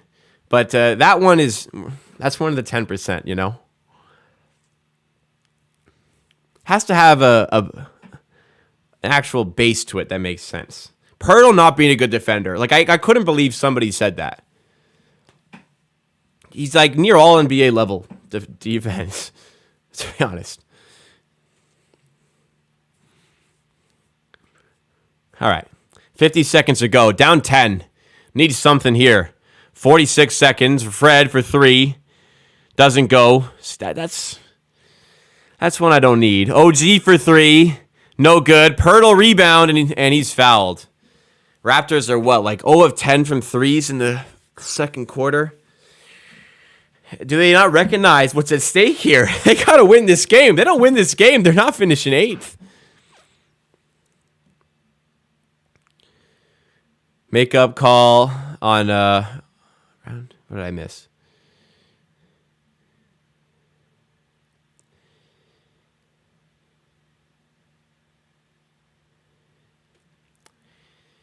Oh, geez. Less passes, but good looks. OG has been wide open. Fred VanVleet was open. I mean, I don't like the take, but these are open looks. Yeah, one of those OG games, he's not getting his feet under him, no lift. As Pirtle misses both free throws, too. Jesus Christ, can anything else go wrong? Brogdon, other way. This guy's been cooking us. 2 for 1, and he gets the bucket. Brogdon is playing like an all-star, man. 12-point game. Reminder, no Tatum, no Smart, no Horford, no Pritchard. Raptors at full strength. As long as they're eligible to play the game, unlike Jeff Doughton. Jeff Doughton would have been a nice player to have for that second quarter. Wouldn't you guys think? OG for 3, no good. Another 3 missed the Raptors. I think it's 0 of 11 from 3 in this quarter. Brown at the buzzer, mid-range, good look, but just doesn't go. But man, oh man, it is a 56-44 deficit for the Raptors after a very positive offensive quarter in the first. Wow. Only 16 second quarter points for the Raptors. This is rough. Atlanta are playing a lowly Wizards team today as well. I'm going to double check on the score in this Atlanta game. Last time I saw it was 53-49 for the Hawks. The Hawks are at 59-51. You have to expect they're going to win that game. If the Hawks win this game, and we lose this game, 8th place is done. So Raptors need a big bounce back in the second half here because they are getting absolutely cooked by Malcolm Brogdon. Where I have had an issue with this game so far, it's not the bench's fault that the starters also played the last 4 minutes and also kind of struggled. But, man, putting in bad lineups kind of sets the tone for the entire quarter, and it's tough to lift that energy back up. And I know Achua, a solid offensive performance. He's 3 of 5 with 6 points, but my God, do I dislike Achua as the base of a zone defense? If you're going to play a zone, I don't see any reason to not play Koloko. If you're going to play 5 out against their 5, because they played all shooters on for that section, why not play Koloko as the base? Koloko wasn't exactly at the races either, but how many times do I have to see Achua play as the rim protector to know he's not that guy who can play in that position? And I'm criticizing the bench, but truthfully, a lot of people have struggled today. Siakam has looked pretty good, but other than that, Pirtle's looked good too. Other than that, it's rough. It's a rough shooting night for the Raptors. Fred VanVleet really struggling today. 0 of 5 shooting, and not much to make up for it here. He has 3 assists, 3 rebounds, and a steal. But let's look at their point guard here. Malcolm Brogdon off the bench with 16 points. Derek White with 12 points. You want to win competitive games, your point guard got to step up for those games too. It was like the game against the Sixers where Harden torched us all game, and you got nothing from VanVleet and Siakam. You got to get something from VanVleet. That's one of your top 2 players. You are getting something from your best player in Siakam. He's got 12 points and 6 rebounds, but not a whole lot else. OG has had a lot of good looks. He's only 4 of 12 and 1 of 6 from 3. Looking okay on defense with 3 steals, 2 blocks. In fact, very okay. Very above okay on defense, but shots got to fall. I can live with 56 points against, but 16 points in a quarter? We got to be better, man. Trent as well, 0 of 4. And this is my thing about Trent. When Trent is not hitting shots, he's not doing anything. And I get he's coming back from injury here, but a lot of guys not stepping up to the occasion, and it's causing the Raptors to shoot 41% from the field and 2 of 18. 2 of 18, guys. 2 of 18 from 3 for the Toronto Raptors here. And you're playing against a Celtics team who was not even that good, 7 of 20 from 3, but you're getting cooked. Doesn't help as well that you have 5 turnovers, but you've created the extra possessions here. 7 turnovers to them, 5 for us. Actually, that's not a bad number, but they're just hitting their shots. It's a make or miss league. That is what today is turning into because we've generated the extra possessions. You can't go 2 of 18 from 3. You just can't. That starts with Fred. It's also on OG to help us in that, and it's on everybody. But it starts with Fred. He's 0-4 here. Nobody bailing him out, so he's got to step his shit up and get going here. Yeah, I saw Boucher plus minus. Not a fun minus 13 for Chris. It's 11 minutes. Somehow Pirtle's plus 1. Somehow Pirtle is plus 1. So it goes to show you again the levels he brings to this team. Not sure what you do for second half. I mean, I don't think you could go Achua there. You got to get your starters to step up. I wouldn't bench Van Vliet, but he's got to step it up. So get him going. Get the pick and roll going. He's got to hit some shots to space out the defense.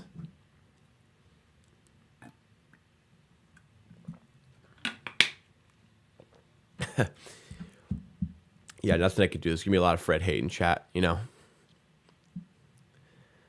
Clover's doing the prejudice right now. Chua needs to get back to hustling and relax on forcing the offense. Well, offense has been okay today, but yes, the defense is an issue.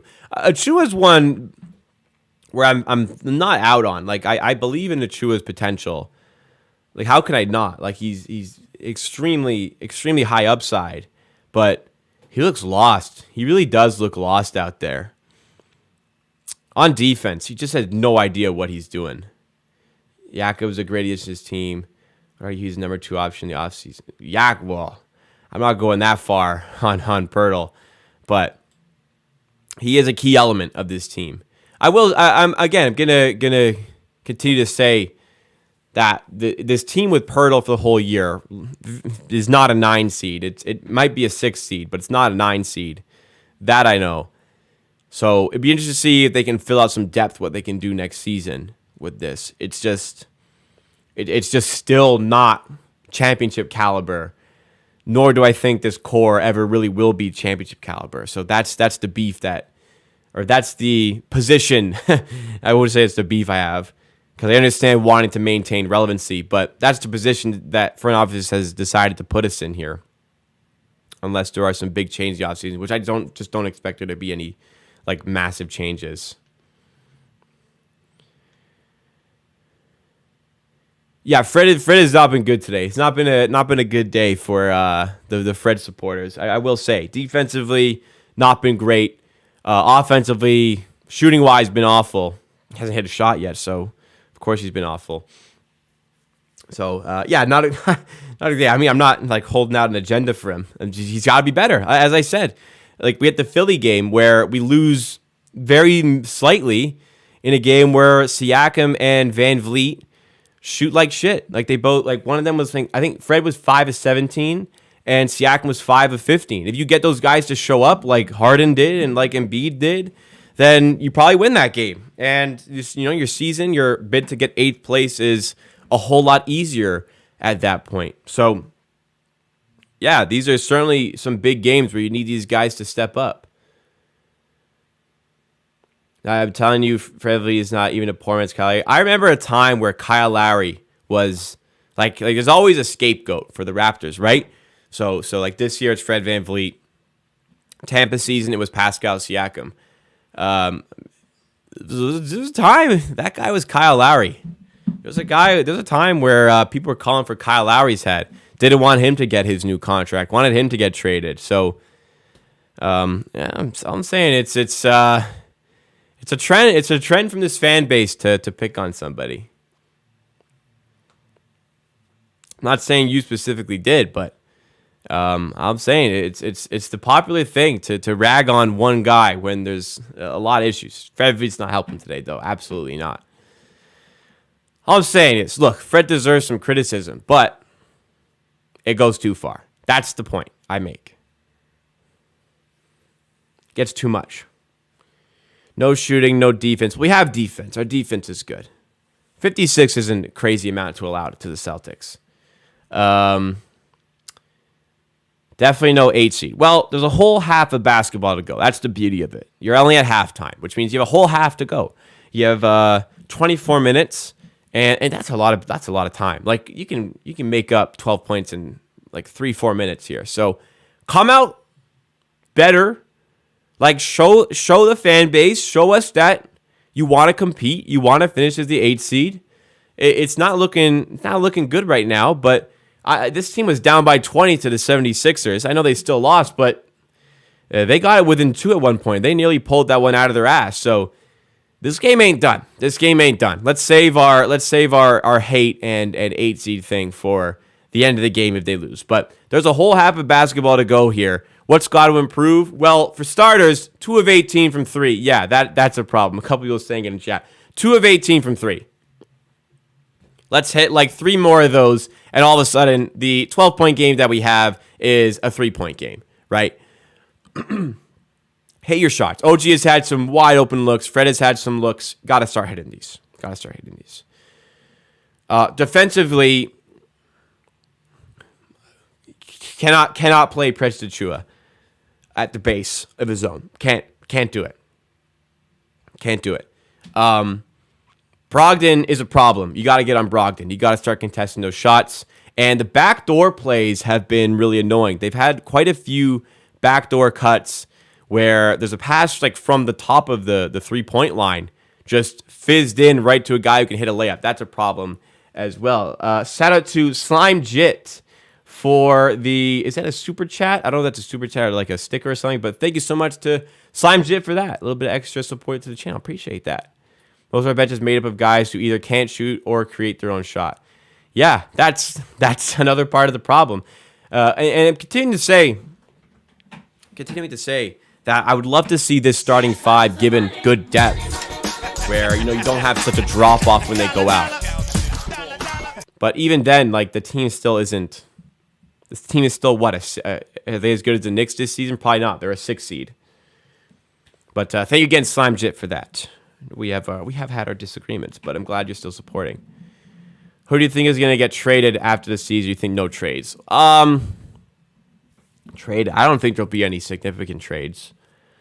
Unless there could be. I don't know what to think. There could be a sign and trade. I still quite firmly believe that Van Vliet and Pirtle will re-sign.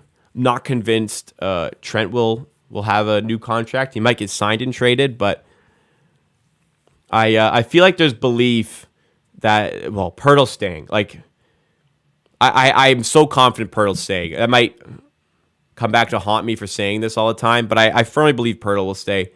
Fred VanVleet, look, Fred could be the one that goes at some point. Not ruling it out. I feel like they value him more than they value Gary Trent. So if it comes to like you got to choose, they're probably gonna go VanVleet. That's the kind of what I read here, and I mean I would agree with it. But I mean, you lose Fred. The thing, if you lose Fred, like how do you replace the amount of ball handling reps he gets? Like, who's the point guard you're going to get to replace that? Like, if you draft, you can maybe get one in the draft, but the guy you're getting is probably not somebody you want to start right away. I don't know. That's part of it as well with the Fred thing. Like, what do you do without him? Who do you replace him with? Imagine we had Brunson. Brunson was perceived to be an overpay when he signed for the Knicks. Now he's one of the most underpaid players in the league, which is crazy. Issue right now is we are fully healthy. They are 3 starters down. Yeah, it is an issue. We're only slightly favored. We're only favored by like 2 points, but this is pretty pathetic considering the circumstances. Yes. Fun fact: did you know DeMar DeRozan averaged 52 points to start of 2018? 52 in one game? This guy scored 52 points once. Can Scottie develop point guard? I really don't think so. I just don't think that's the best thing for his game. I don't think he's the half-court initiator on offense. And one of the biggest things for that is the pull-up jumper just isn't there. The pull-up jumper just isn't there. So when you're running a screen, like pick and roll sets with Scottie Barnes, you can play drop coverage on that. You can hedge off the screen. You can switch off it easily because you have nothing to fear from a jump shot standpoint. Now, if the jump shot comes, then things can be a little bit of a different story. But his ability to initiate the offense in a tight half-court setting, I don't think is up to the caliber of that position. That being said, he's a phenomenal forward. He's phenomenal, like as a guy who can be in a point forward, but the handling and the shooting isn't there for him to be the consistent point guard. And personally, I don't think that pull-up jumper will ever get to a point where we can do that consistently. It limits him there. He's a phenomenal player, just not for that position. I think he will be a phenomenal player. He already is a great player. But like a secondary point forward is a great spot for him. Yeah, it's a great role for him. People think it's crowded because he's a forward and you have Siakam and Anunoby. Today's not a good indication of that, but that this lineup of those three plus Fred and Pirtle has been outstanding since they've been paired together. So I didn't think it would work either. Some of you did, but a lot of people didn't think it would work. I didn't think it would work. I didn't think this starting five would work. I thought you had to move Sky to the bench, but it is working. So they can play together. It's so, it's not perfect, but it's a very good starting five.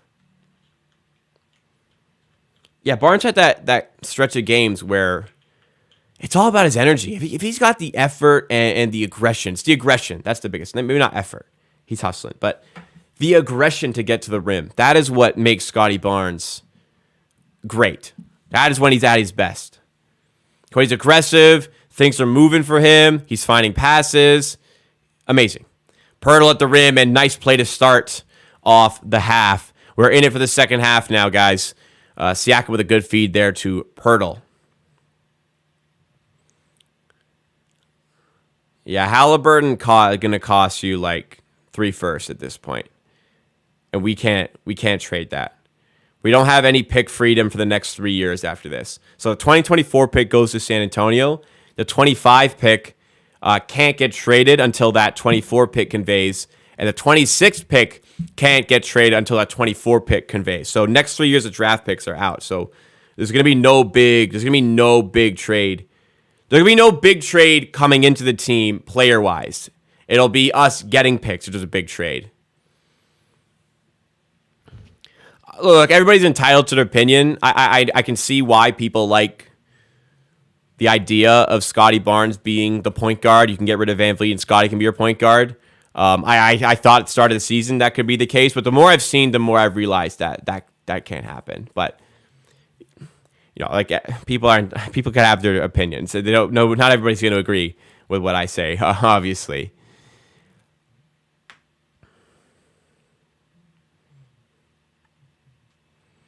I think sometimes it's difficult to read the full scope of the point guard position. VanVleet for 3 here, that's off. 0-5 from 3 for VanVleet. Come on, man. We need better than this. I feel like I've been watching the same game since October. I don't get that because the team is better with Pirtle, and I don't have to cry about there being no turnover by Barnes. I don't have to cry about there being no rim protection anymore. But I see what you're saying, Click, for sure. Riley says better to overpay Fred to like. I don't want to word it like that, but to a certain extent, yeah. Because you can't replace him. Because you don't have the money or the personnel to do it. Barnes to the rim.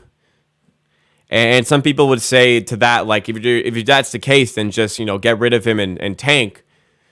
You made a commitment next season not to tank, so you can't do that. That's just not an option.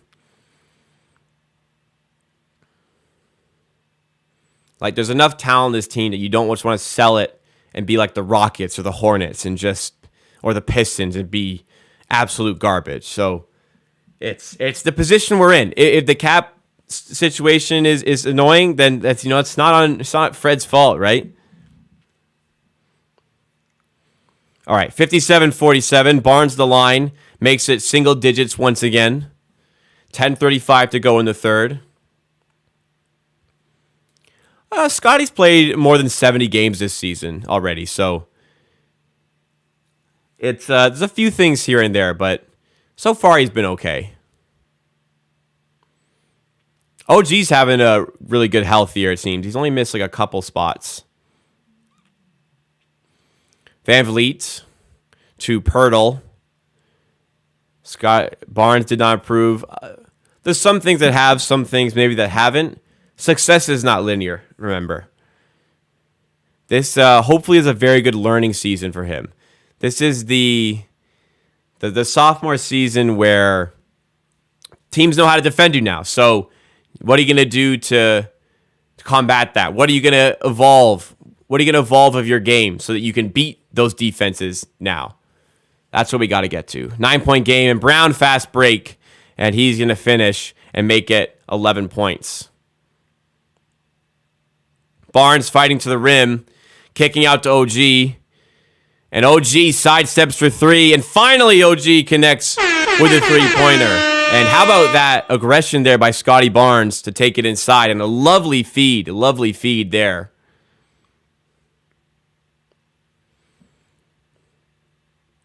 Yeah, I'm very high on Scotty Barnes. I think a lot of you should be. I think all of you should be as well. Think what you want, but Scotty Barnes, I think special talent, man. Van Vliet for 2, no good. On to well, thank you, Aiden.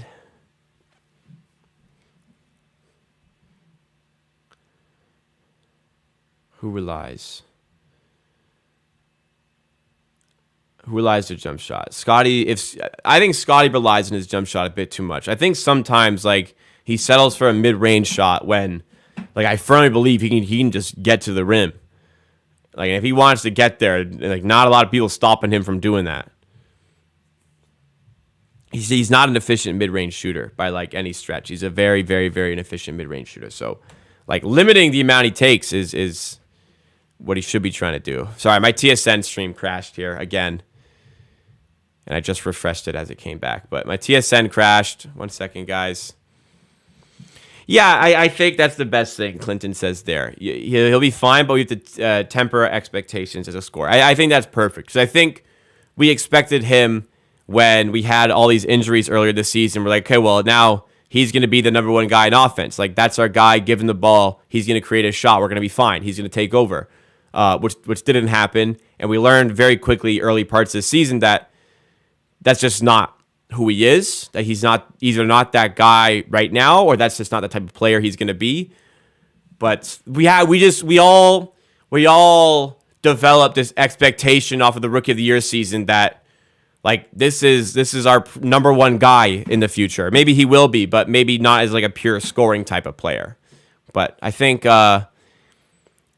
we were all just really excited, and maybe rightfully so, 61-55 here, turnover by the Raptors.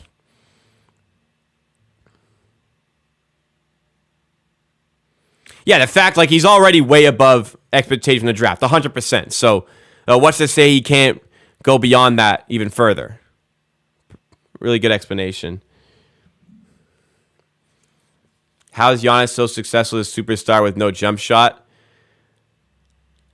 Just the aggression, the craftiness, and the just amount of ways, it's underrated the amount of ways he can get to the rim. And when he doesn't, he's an extremely skilled passer as well. There's so much you have to worry about with him. I mean, look, he's 6'11" and moves like a guard pretty much. This guy played point guard in his first year in the league. It's underrated how many different ways he has to get to the rim. He's extremely crafty in doing so. And when there's defense met there, he also is a great passer. And to further heighten his game, the Milwaukee Bucks have completely tailor-made that roster to his strengths. Sky with a turnover there. Raptors a little sloppy with the ball here. Down by 8. Derek White to the rim, and he's fouled. And he's going to head to the line to make it 10 again. I'm not sure who you're referring to as somebody who doesn't work hard. I don't know. Who doesn't work hard that you're referring to? Because I genuinely don't know. I don't know any player on this Raptors team who doesn't work hard.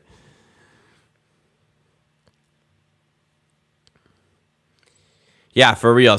Pascal and Fred to man up. That's saying it best, because particularly Fred, This is eighth place at stake.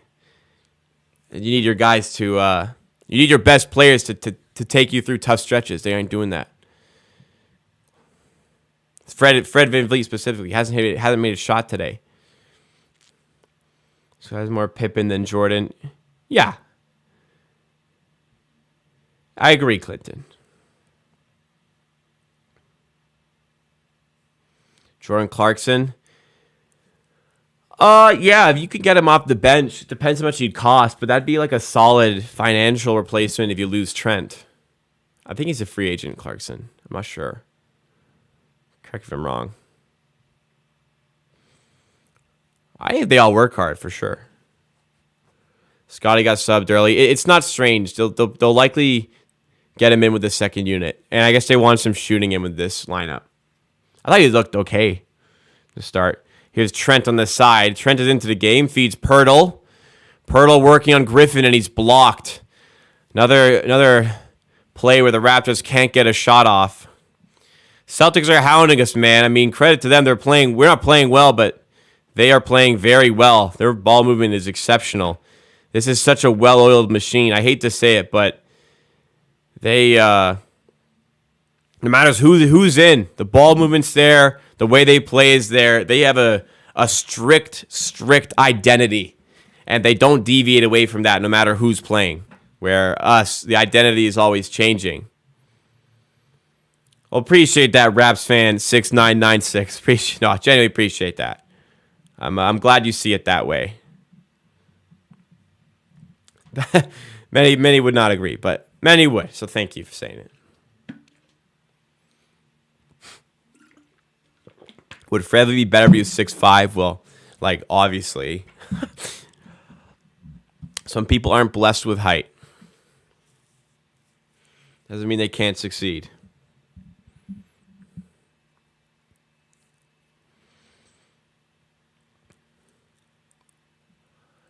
I wouldn't say consistently this season Fred has struggled against good teams. I wouldn't say that. This is... I'd be interested to see like shooting numbers based on opposition win percentage. I mean, it'd be only natural that, hey, you versus better teams, you're not as good as against worse teams. But I wonder how sharp of a difference that is. He's been very consistently providing for this team for the last few months. Today is like, look, I ain't defending him today. That's for sure. But 10 points, yeah, it's not completely beyond reach here. You need to step up, though. If you guys are enjoying the content, by the way, make sure to hit that like button. And would appreciate it as well if you subscribe. I'm doing watch parties like this for the rest of the season. Every single game. I'm doing videos about this team. I'm doing shorts. So get subscribed to the channel. Join the amateur army. Help me on the road to 14,000 subs.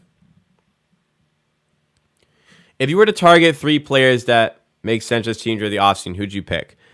First, foremost, I really want the Raptors to go after Javon Carter. I think Javon Carter brings all of the traits that this Raptors team could use off the bench. He's a tenacious defender. He's a good ball handler, a decent passer, and great shooter. And a good pull-up shooter. I think Javon Carter is absolutely a name the Raptors should look to get in the offseason. I think he's due a good paycheck. I'm not sure if the Bucks will give it to him. Wow, Flavor Flav courtside at the Celtics game. That's the only one that comes to mind, really. Oh, you know what another one is? Naz Reid. Oh, my God. If we could get Naz Reid on this team. Oh, my goodness.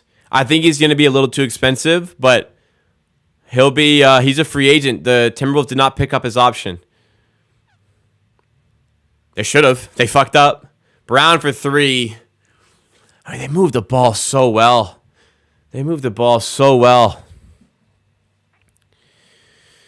7-0 run for the Celtics.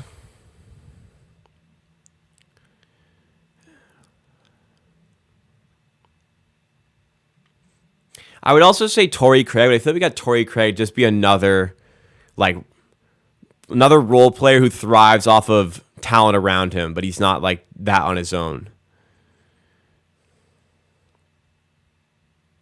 Fred's not getting 4-year 140. I ain't saying that. I think he's going to get 120 to 125.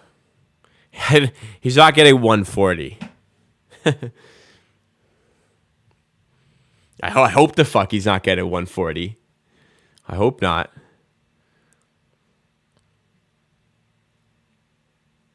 Yeah, it's the nature of the fan base. It's a very pessimistic fan base for some reason. Siakam to the rim, got it. Finally a bucket for the Raptors, ending the run. Down by 11. 5:53 to go. A lot of time to go here. Brown to the rim, finishes. Gotta get some stops in the process, though.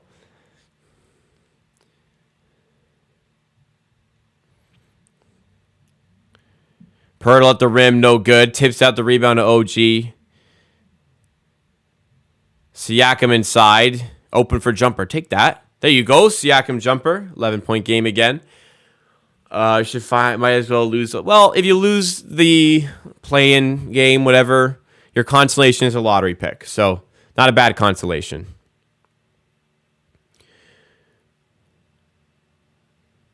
Brogdon cooked us in the first half. Here he is again, open for two. No good. Rebound by Trent. Raptors moving forward now with Pascal. A lot of game left, everybody. 11-point game. Siakam working on Muscala. Good matchup for Pascal. It nearly gets the and one, but he's going to head to the line. I think Fred can knock shots down in 2019, not now. I mean, guys go through some bad stretches, and for Fred, it's been a pretty rough season shooting-wise. Started really bad. It's shown its signs of recovering since December. It's also shown signs like tonight where it's not there. It's streaky. Shooters are typically shooters have streaky seasons. Like sometimes you're at like 40, sometimes you're at like 35. I'm not to try to defend that. I mean, I'm just saying he needs to be better shooting wise, but I don't see a reason why he can't get back to that level where he was shooting high 30s from three again. I don't see a reason why he can't do that. Siakam free throws are good. I think the pessimistic fan base that exists in Toronto for all teams, at least based on my experiences, as White misses the three. Growing up until I was 12, every Toronto team sucked. The Leafs are one of the worst teams in the league. As Siakam makes it a 7-point game. The Leafs are one of the worst teams in the league.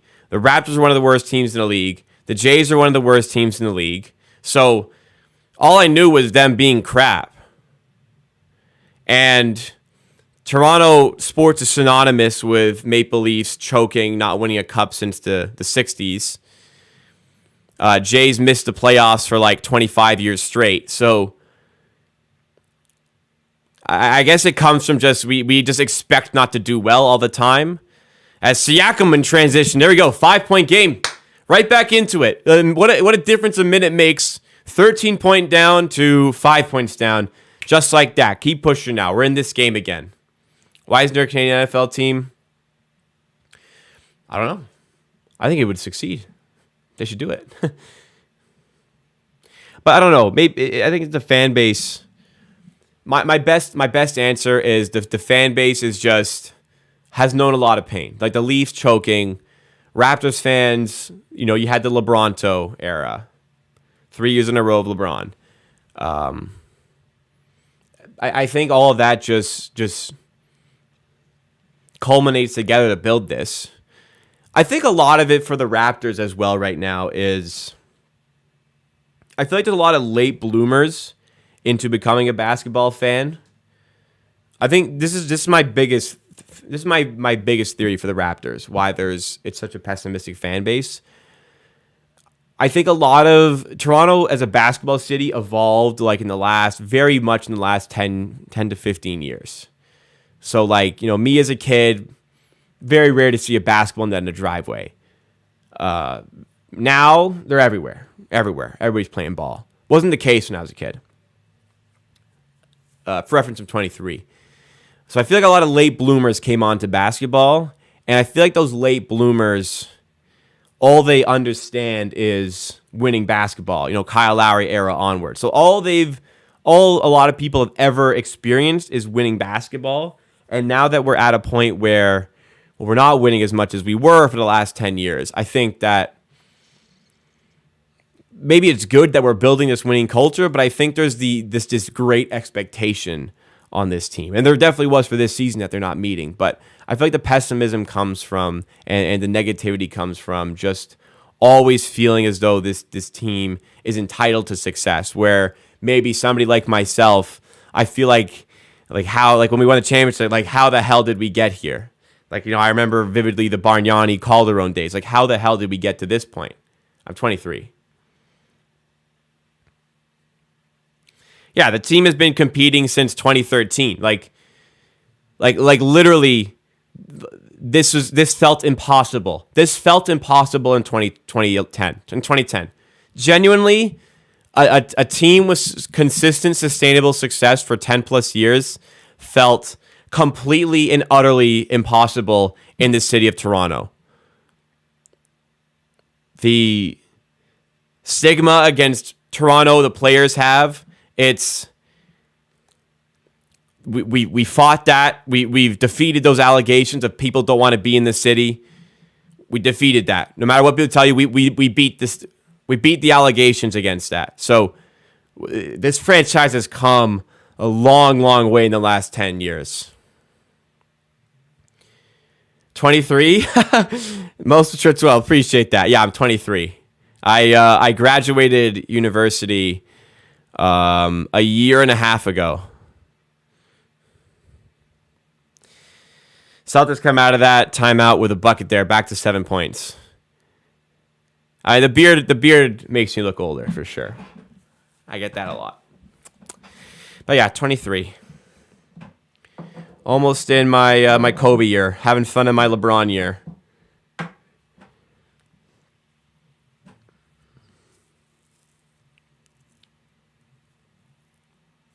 Pessimistic coach. Well, I mean, I think. Sorry, I think people have the right to feel like there's a kind of doomsday coming with this team in the next few years. But just like, man, we're down. Like, my issue, Mike, is like we're down 10 in the first quarter, and people think the game is over, and this is the worst game ever, and this is the worst player ever. That's the pessimism I'm more citing. Like, look, this team. Is this core championship caliber right now? No. Is it championship caliber in the next 3-4 years? I don't think so. And when you get to that point, what does the team look like while you're trading draft picks in the process? I don't know. But there's a lot that can go wrong. There's a lot that can go right, but there's a lot that can go wrong, certainly. But like this game in particular, it's a 5-point game again. Let's go win this game, man. Compete with insufficient pieces. I would say more than half of me agrees with that statement. I did not want to be a buyer at the trade deadline. I did not. So I see the criticism. Siakam with a steal. Here we move the other way. And he's fouled in transition. Gonna head to the line. Yeah, they got Matthews. They got Matthews. They still haven't won a playoff series. That's a good point. It doesn't fix everything. It's a good point. It doesn't always fix everything. Damn, didn't think about it like that. It's very difficult. Maybe the Leafs are a good example. I use this example a lot. It's very difficult.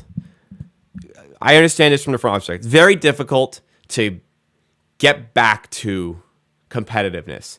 It's very, very difficult to just be a basement team for years and years and build up this culture again. It's not just a simple formula: tank, get good picks, good again. It's very, very tough, especially when you're a market like Toronto. Big basketball market, we've not broken the stigma on free agents. We cannot attract free agents. So without the help of free agents, only having the draft and your development, it'd be very tough to get back to a competitive playoff level. So I think that's what they feel for this season. And they genuinely believe in this core. To me, like, I would love to see this core with some depth. As Brogdon to the rim again. Man, Brogdon is just killing us tonight. Yeah, part of it, sure, you got to win the fan base back, but you also just got to you got to win games again, which is it's easy, it's hard to do. Criticize when necessary, praise when earned. Yeah, like Barnes for 3, big shot there. Yeah. Like Fred today has been shit. But, when Fred gets 20 assists and I'm happy about it, I get shit on in the comments of the YouTube video. My man got 20 assists. That was impressive.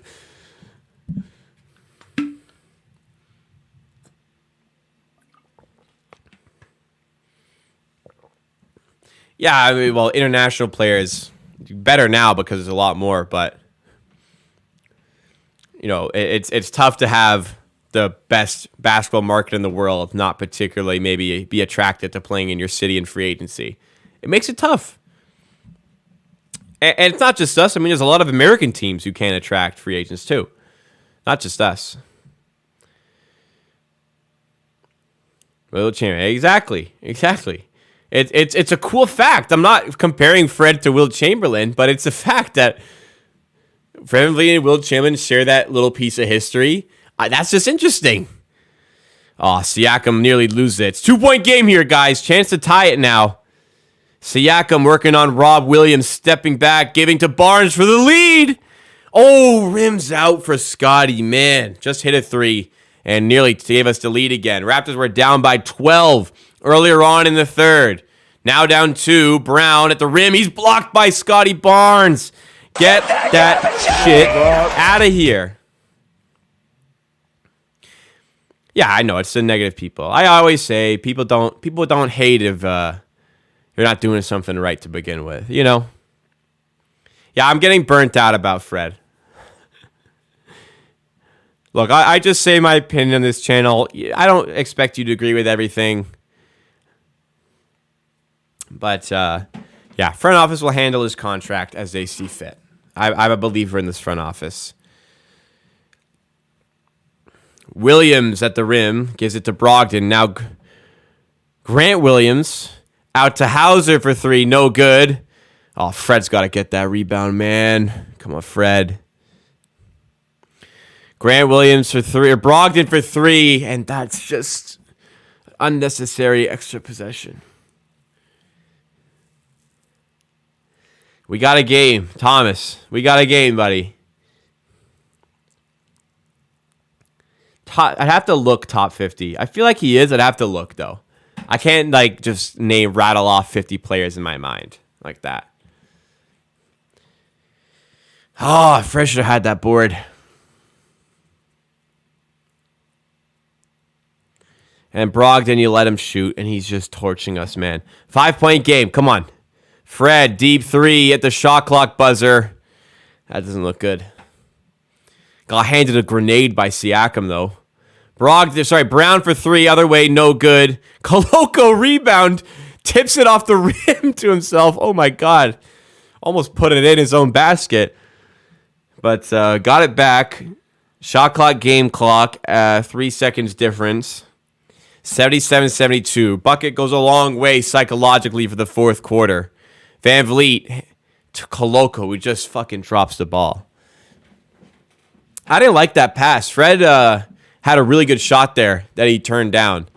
He kind of lost his confidence in the game. I mean, fair enough. He's 0 of 7, but that was a that was a makeable shot for him. Can we get one more stop? Brogdon floater. Gets it off the glass. What the fuck is that shot, man? VanVleet half court heave. Off the mark. And the Raptors, they made it close. They got it to 2. And we're Scotty Barnes in and out 3 away from taking the lead. Man.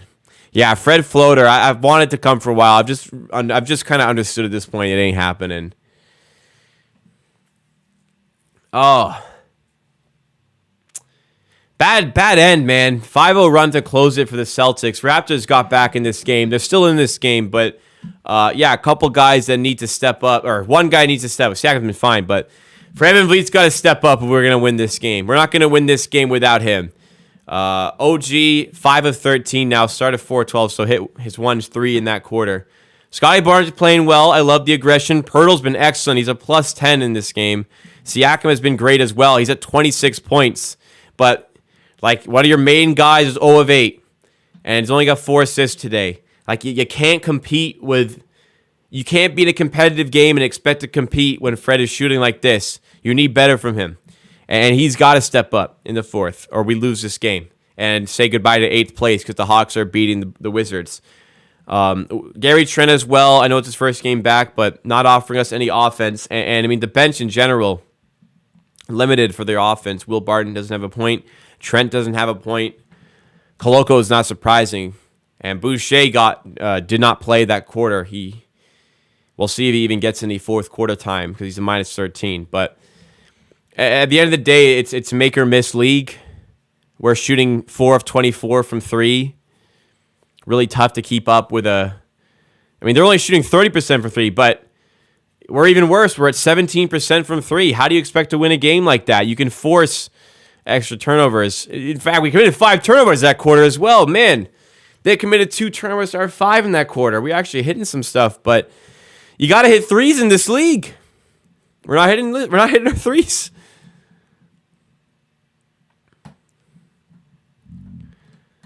Why bad? Well, Koloko at the rim. I mean, that's fine. I thought he should have just shot it. Fred's first step. I think defensively, the point of attack, yeah, he's lost a bit of that first step. I agree. I don't know. Fred saved himself for the next Boston game or something because I don't know what the hell he's doing today.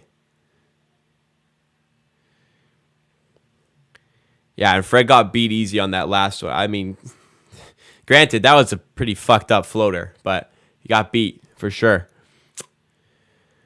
Oh, I think you got to play Koloko at an... Oh, sorry. You got to play Koloko, though. Because you can't... You have no rim protection if you don't play him. You shouldn't have to, but that's what it's come to with Precious Achiuwa, that you have to play Koloko. Derek White floater, no good. Rebound Achiuwa, so they're not going Koloko here. They are going with Achiuwa again. We'll see how that pays off. But they have him on the court with Trent off the bench. Inside is Barnes, OG, and Siakam. And turnover there by Barnes again. Got to tighten up a bit.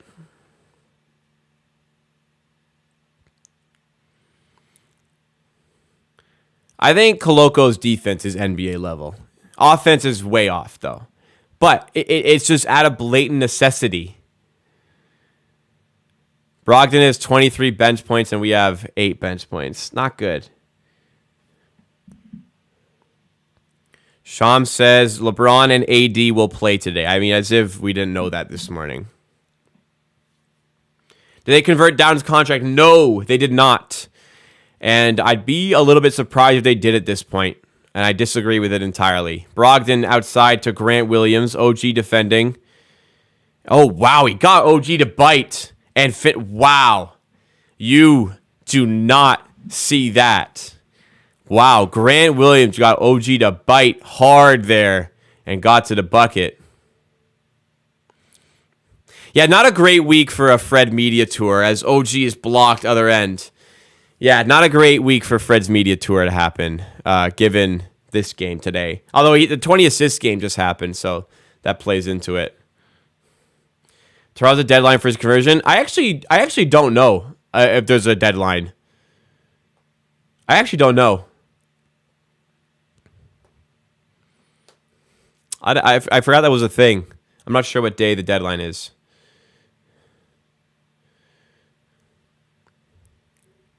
Grant Williams for 3, no good. Raptors have yet to score this quarter. Celtics run a 7-0 run. Siakam out to OG. Now Barnes. Good shot for 3. Misses. Good look. Siakam tips the rebound to Achua. Now Barnes. Kicked OG. Didn't see it. Gonna spin off for 2. There we go. Barnes gets in the paint, finishes. Need somebody to step up here. Maybe it's Scotty Barnes. 81-74. I agree with you, Clinton. But it's just like, this is what we got. Which is, again, a problem with our bench. Williams in the corner for 3. Air ball. Other way comes Barnes. Take it downhill, Scotty. To the rim, and he's fouled. Nearly got the and one as well. Thank you to Zuckerberg the Reptilian for subscribing. Welcome to the Amateur Hour Army. And appreciate you subscribing. We got Raptors watch parties like this, everybody, for every game for the rest of the season and potentially the playoffs. So, you want to see these watch parties? I also do videos about the Raptors and shorts about the Raptors. Get subscribed to our YouTube channel. Help me on the road to 14,000 subs and join people like Zuckerberg the Reptilian. Barnes to the line. First free throw. No good. Hey, Harames, I'm blaming you, bro. You just said he improved his free throw shooting. You can only say that after he shoots. Don't say it before. Corey Joseph, I don't think he moves the needle. I mean, like, it's better than what we got, but I just don't think that moves the needle. And Barnes misses both. Harames, I'm blaming you, bro. Why'd you say that shit?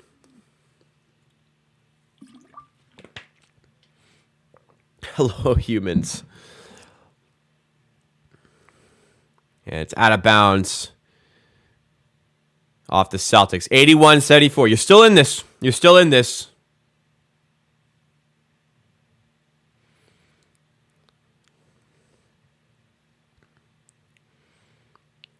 Scotty has matched up well with Boston in the past. Gary Trent for 2.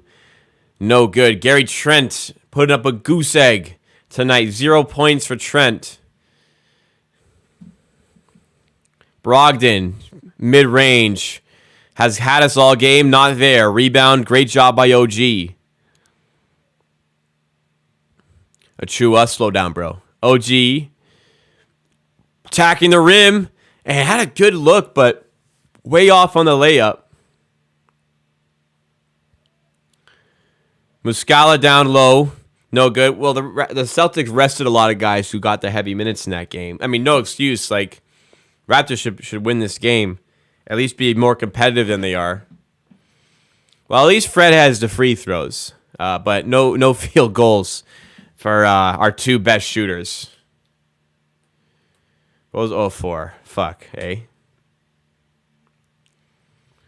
3 seconds ahead of the TV. Big Mug Bob. You can pause YouTube streams. Just smack that space bar or pause if you're on mobile. Wait 3 seconds and you'll be locked in with me. You can pause YouTube live streams if you don't know, guys, so you can sync up with me. 82-74, down 8. Raptors have been down by 12, made it as low as 2, and nearly took the lead off of Scotty Barnes' 3. Barnes here working on Muscala. Good matchup, spins off for 2. See, right there, like, Muscala's not a good defender. I want Scotty Barnes to back him down and take it to the, like, take a better shot than that. A fadeaway 2 on the baseline. Like, what, did Scotty hit that, like, 25% of the time? I don't see the need for that. Brogdon, floater, no good. Achua does well on the glass. Loses headband. Reveals the dreaded hairline there. Oh, man. Van Vliet for 2, and Fred has his first field goal of the game. Yeah, he's not celebrating. There we go. At least got one. Precious needs that headband back on. Derek White to Brogdon. Good contest by Fred. Stay with him now. 4 in the shot clock, Fred. Way better defense by Fred there. Way better. And Raptors get the steal. Achua to the rim, and he's called for the travel. Much, much better defense there by Fred. I didn't see a travel, to be honest. Let me see this. Oh, it was 100% it was a travel. 100% it was a travel, bro. He took 3 steps. He took 3 clear steps. Wow. At least that's what I saw. I saw it. I didn't see it like fully slow-mo, but that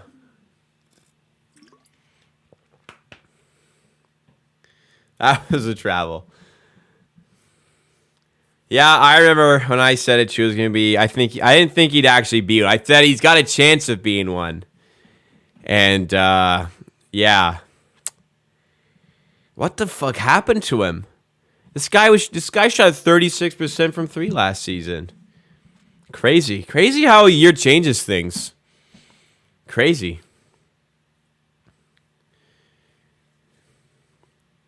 Imagine Brogdon chose to sign with the Raptors. I think about it a lot. I do. I think about it a lot.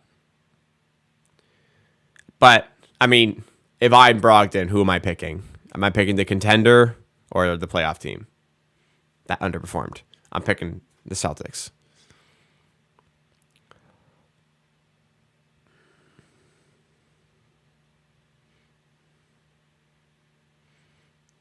No quadruple, no quadruple rums. I had 7 shots of rum that stream inside like an hour. It was fun. It was a lot of fun.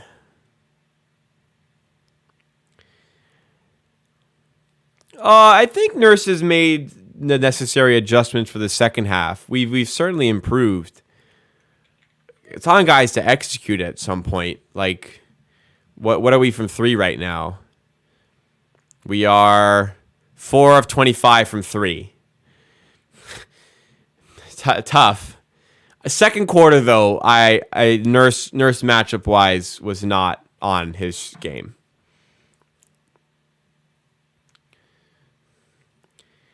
Can you review travels? Is that reviewable?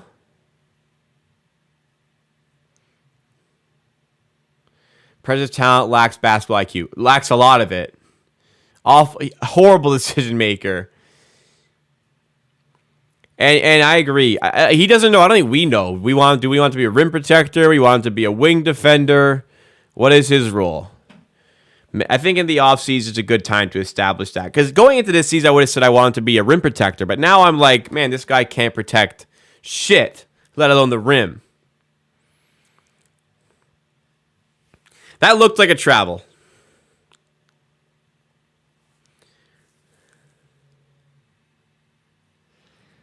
7-minute post-game show. No, but we'll see. I want 25 shots to make 4. I feel like I could hit 4. I went 1 of 3 at my rec league game yesterday. You know how good it feels? You know how good it feels in any level of basketball when you get a kick out for 3 and they just choose not to defend you. They wave you off and you hit it anyways. Feels really good. Feels really good. Gotta get a rebound there, Achua. It's out of bounds off of Achua. I mean, Cornet's trouble, but gotta box out one of those 2 misses. I wonder what the worst record in the league is for challenges. Let's see who this is off of. That's off of Cornet, by the way. That should be Raptors ball. And instead, Brown is at the rim, kicking out to Williams for 3. No good. Ball don't lie, baby. Ball don't lie, baby. 6-point game. Come on. Yeah, where's Pascal? This guy has 26 points tonight. Van Vliet for 3. Oh, my.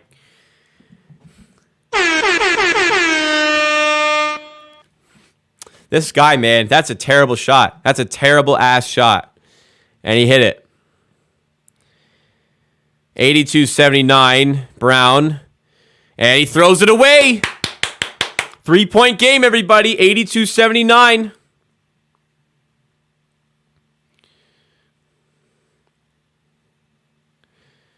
There's no scapegoat for me. There's a lot of people who didn't do their jobs well enough. Nurse is one. Masai is one. Players are one. Fred is one. He just got in his head and shot that. Why'd he shoot that? Achua for three. Oh my goodness! A precious Achua three. A rare precious Achua three, and this game is tied. Brogdon replies. I was having fun, Malcolm. 6 minutes to go. We're in a game here. And a foul called against Boston. Brogdon is fucking cooking, man. Brogdon absolutely cooking us. What is his plus minus? He is +6. He's got 26 points. Oh, my Lord.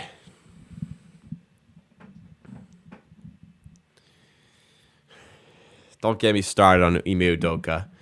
I'd like to promote from within. I wouldn't mind giving Adrian Griffin or Earl Watson a shot at the head coaching job.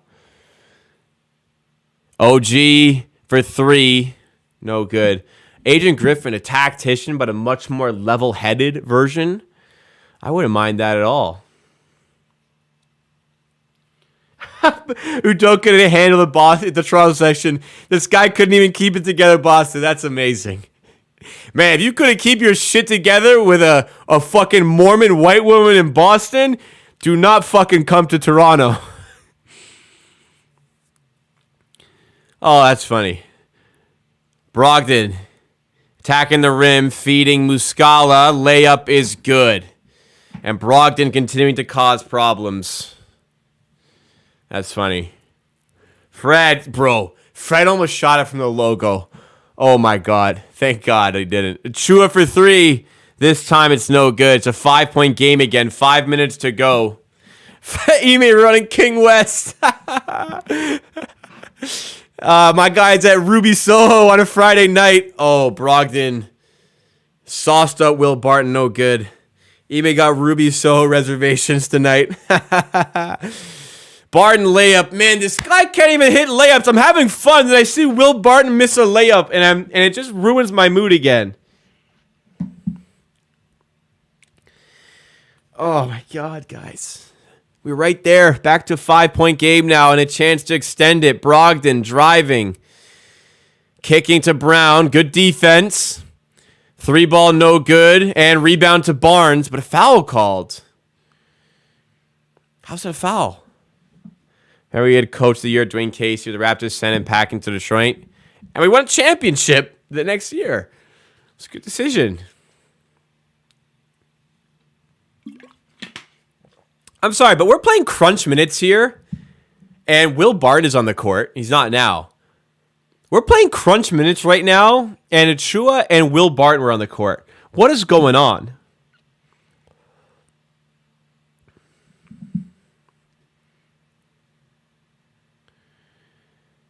Finally, not even... Why Jakob Poeltl's not playing? Jakob Poeltl's not in this game right now. Bro, how is Jakob Poeltl not in this game? Here's Siakam. Siakam is here finally. He's stepping back for 2 and connecting in a big moment. A rare clutch jumper for Siakam. Poeltl is 5 of 8. He's +10 in this game, and he's not on in the crunch here. I don't get it. What do you see in Achua, Nicholas? It's not like Rob Williams is causing you problems on the outside. He can't play Poeltl. This is strange looks by Nurse. Brown fades away for 2 and responds. And timeout called. 3:41 to go. Time ticking down, but the Raptors still in with a shout to get the win here. Yeah, Dwayne Casey got figured out. I mean, it was obvious. They needed a shakeup. You could argue they need one now, but I was on board with the Casey firing at the time. I had no proof of it, but you'll have to take my word. It was just 3 years of the same thing. It was 3 years of the same thing, same results. So shake it up, change it up. You trade your franchise player, fire the coach of the year, and you won a championship. So it's obvious, clearly it was a good decision, but at the time, without hindsight, I liked it. But here we are. 89-84. Poor Pascal, what are you talking about? I have unfortunate news to anybody who doesn't know. Siakam is bottom 10 efficiency in the entire NBA in the clutch. Minimum 30 field goal attempts. Granted, he is only one place below Giannis. But Siakam on jumpers to take the lead in the clutch is 1 of 11, which is the single worst metric in the NBA. And I love Pascal, but I certainly agree he's had some issues hitting big shots late in the game. I certainly have seen that this season. I didn't need the stats to back it up, and the stats kind of made me sad when I saw them too. That's what I was referencing there. Excellent player, but this season it hasn't happened for him in the clutch. Last year was great in the clutch, I felt. OG gets way too much praise defender. I think he gets too little. I see. I think he's gonna make All NBA. I think he's gonna make All NBA this year. I not first team. I think he'll make All NBA second team. This game he hasn't been at his best for sure. Never been clutch. I disagree. I really felt at the closing stages of last season he was just unbelievable in the clutch. It was literally the offense was given the ball, get out of the way, and he kept creating wins off of that. But this year, no. Steals leader, tough to ignore the steals leader, a guy who can guard 1 through 5. Yeah. How are Atlanta doing? What's the ramifications of this game? Atlanta won. I mean, they're up 17 with 7 to go. This is, they would have to lose out, and we would have to win out. We are, unless we turn this around, if we don't win this, we're the 9th seed, pretty much. This is it. You got to win this game. If you want to be the 9th seed, you got to win this game, Toronto. Here's a Chua at the rim. He is rejected by Rob Williams. How Jakob Poeltl is not in this game right now is surprising. Siakam feeds a Chua. The Poeltl replacement who finishes. Nice feed by Pascal. Excellent play there by the Raptors star man. 3-point game. Let's see if the bold decision to play a Chua in the clutch pays off here. And a foul called against the Raptors. Not sure for what.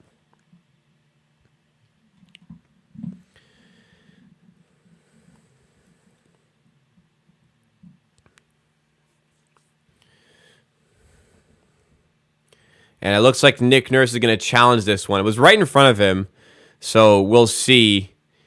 But it's not, would be unlike Nurse to challenge something unnecessarily. So, or are they not challenging? There's a timeout, so no challenge. I figured he was challenging, but he's not. There's a timeout called here.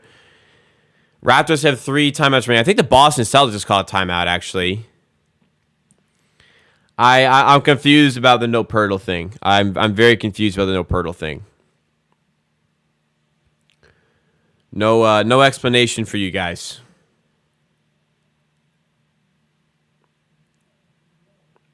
It looked like Nurse was challenging though.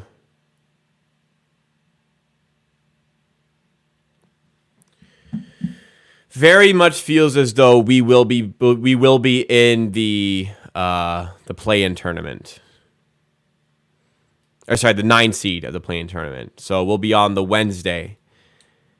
Unless we pull this one out of our ass, man. This would be crazy. This would be crazy.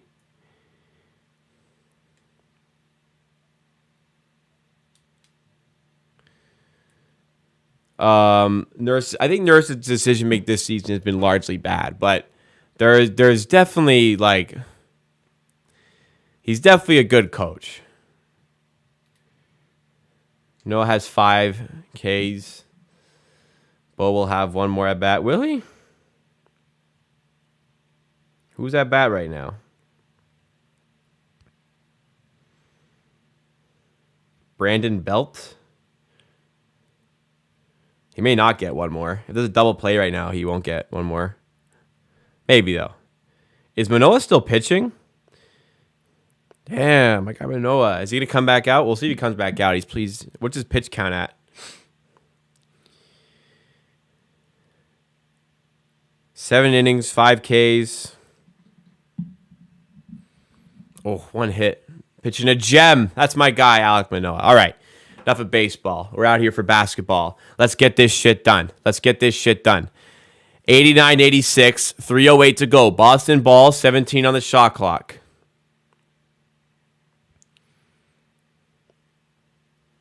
I think that he's best in the playoffs when he really focus in and play chess. I think that's a good point, but like regular season matters too, for sure. But I think you're right there a bit. And the Raptors nearly get the steal, but it's out of bounds off Siakam, and it's 89-86. I watched Fred's interview on Bleacher Report this week, and I forget who the interviewee was, but she asked Fred, or she said to Fred, "Congratulations on making the play-in tournament."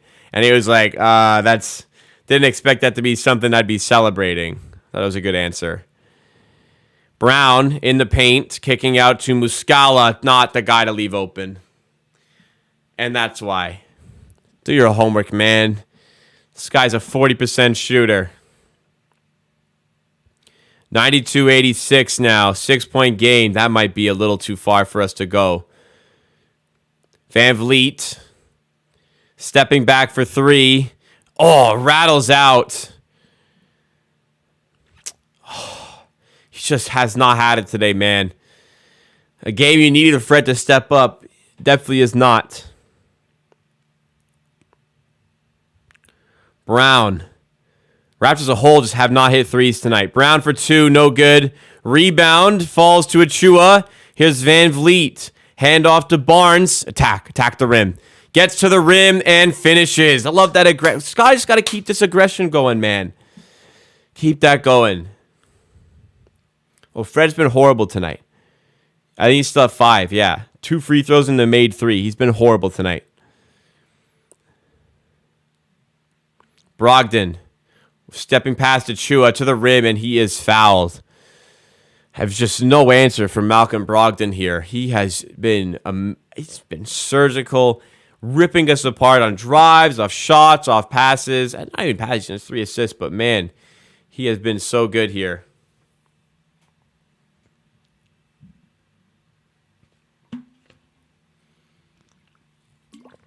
Man, Brown he ate that basketball there. Nice thought on JJ's comments about compounded season since COVID relating to all the injuries in the NBA for the last couple seasons. I actually watched that this morning. Interesting theory. I think he's right. You also had the Olympics last year. But I think we're back to just, we're normal now. And even last season had its tribulations with health and safety protocols and not having fans in the arenas for some games in Toronto. I think we're back to normal now. Yeah, I kind of like that. 93-88. Siakam stepping back for 2. No good. Man, talk about this guy with a Scotty bias. You guys go in other chats, tell everybody I have a Van Vliet bias and I suck on my knees for Fred Van Vliet or something. I feel like you guys, that's what people do.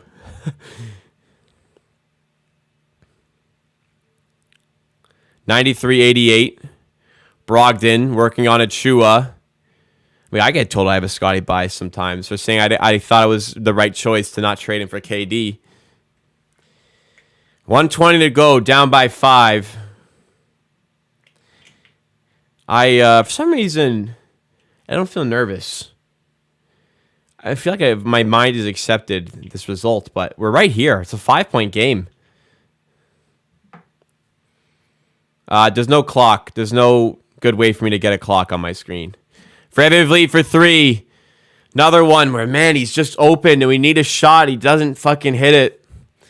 And Brown, goaltend, other way. No, I got pulled. It is what it is.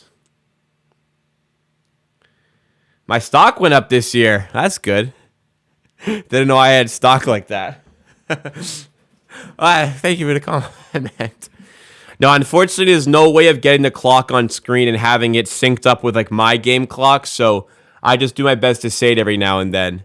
But 59.8 to go in the final quarter here.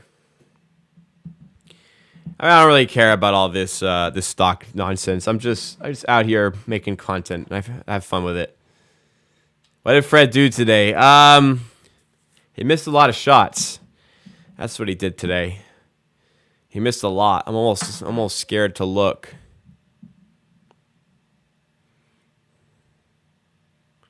I mean, it's goaltending. This is goaltending for sure, is it not? All right, let's take a gander at Fred's stat line. 1 of 11 from 3, 2 of 13 from the field. I mean, not that this matters. He's been horrendous. Somehow he's +1. He's one of the 2 Raptors positives. That does not excuse the shooting because you're probably winning this game if Fred is hitting his shots today, regardless of the plus minus whatever. Yeah, a no Jakob fourth quarter is mind-boggling, and a no Jakob quarter and no Trent as well. Like going with Achua for the fourth quarter is crazy. Thank you, MSJ. Appreciate that. I don't need comparisons or anything. I don't like comparison. I don't want to say I'm better than other YouTubers. There's a lot of people doing great stuff on YouTube that's the content's different to mine. But no, I'm not better than anybody. I just say what I think. That's it. Nothing special. Siakam to Van Vliet, 7-point game. Looks like this one's dead unless there's a big shot coming. Barnes getting past Muscala. A reverse layup, no good. Achua with the tip in. Nice play there. 5-point game. Need a stop and a miracle. I have Raptors 4.5-point spread, so I wouldn't mind the Raptors pulling the cover out of their ass on this game. Get a stop and a layup and cover the 4.5, boys. Brogdon stolen by OG. Feeds Achua, who throws it down at the rim. And it's a 3-point game. Okay. 3-point game. 12.6 seconds to go, guys. Got the miracle, the first miracle. Now we need another one. Achua, this is the best game I've... granted, I would have preferred Pirtle. Best offensive game I've seen from Achua in a long, long time. Oh, it was and one. Wow, and one. Achua connects.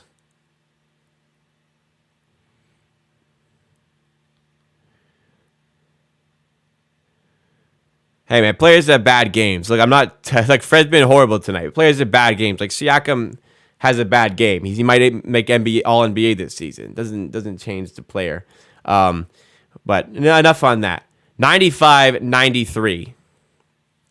Celtics with the ball, 12.6 seconds to go. So the Celtics going to have to get this one inbounds, and Raptors are going to have to foul immediately. Time is up on getting stops here. So Raptors have to figure this one out. They just got a big steal, but they're going to have to do it on the inbound here. And yeah, the Celtics, when they go to the line, they got to make both. That's a good point. The Celtics have to go to the line and have to make both. Where'd I get the shirt? I think I got it at Fanatics, but like a while ago. 2-point game, Celtics ball. 12.6 seconds to go. There's a chance. Celtics will have to either turn it over or they will have to miss one of the free throws they have. Thank you. Glad you like the shirt. I like it as well. Yeah, I mean, this is a rough offensive game. You're going to hold them to under 100 and lose. Blake Griffin to inbound. 2-point game. Griffin gets it into Brogdon, who is an outstanding shooter from the line. He's, I imagine, mid to high 80s from the line. And if he makes both, it'll be back to a 2-possession game here. I mean, yeah, it's a foul. See, I'm looking confused. It's a foul, man. What if he misses both and Fred pulls up for 3 to win the game? Could you imagine? Not going to happen. He's got to miss one. First one is nothing but net.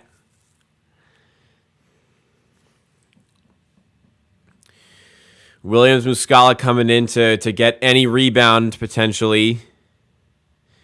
Babwell is obviously you don't want him to go to the line, but they drew up a good play to get him the ball. Second free throw also money, and the Raptors gonna go for a quick shot here. We'll see. Need a quick 2. Not that you may care. I do have the Raptors plus 4.5 on the spread, which would be nice. It would be nice to win if the Raptors end up losing still. But 4-point game. Yeah, you're gonna keep the Celtics, missing guys for sure. But you're gonna keep a team to under 100 points while you're playing at full strength, and you're gonna lose probably. So that's certainly a testament to where the game went wrong. And you can really finger point this one in particular at Fred VanVleet. 2 of 13, 1 of 11 from 3. Like, you make up a lot of these points. Like, Fred makes a couple of these shots, and this game is completely different. So it's frustrating that one of your most important players has struggled so immensely in this game, which was with such importance. Yeah, we're all, yeah, we think Fred. This is how Fred plays every game. This is why I rate him highly, because of the games like this. Like, shut the fuck up, man.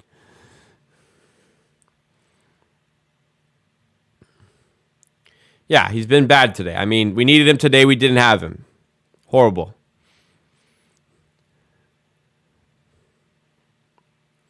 Inbound to Fred. I think they're just going to go for a quick 3. Nope, quick. They're not quick at all. They're going to waste the entire clock and lose the game. I mean, look, we weren't going to win this game regardless, but my God. We were down 2 possessions and took 12 seconds to fire off a horrible 3. Like, he had to take it at that point. But my God, after that entire game, is that the best we could have done in that clutch moment? No, that play is not Fred's fault. But just like, that's the caliber of a play we got. Like, again, we would have lost anyways, but goddamn, like, can Nurse drop a worse inbound play there? That's crazy. Tough scene, Adam. And yes, there was a bet on Bo Bichette in my ticket today. Wow, man.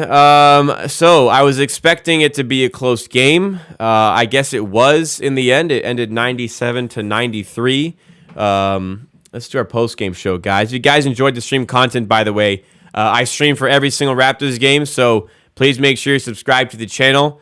Keep up with all this great content. I do videos as well. I do shorts as well. And also, please make sure to hit that like button on today's stream. Smash that like button if you enjoyed it all to support the channel. Let's try to get to 100 likes. We'll make a late push to 100 likes on this stream. All right, let's do our post-game show. Get out of here so I can go watch the Lakers-Clippers game.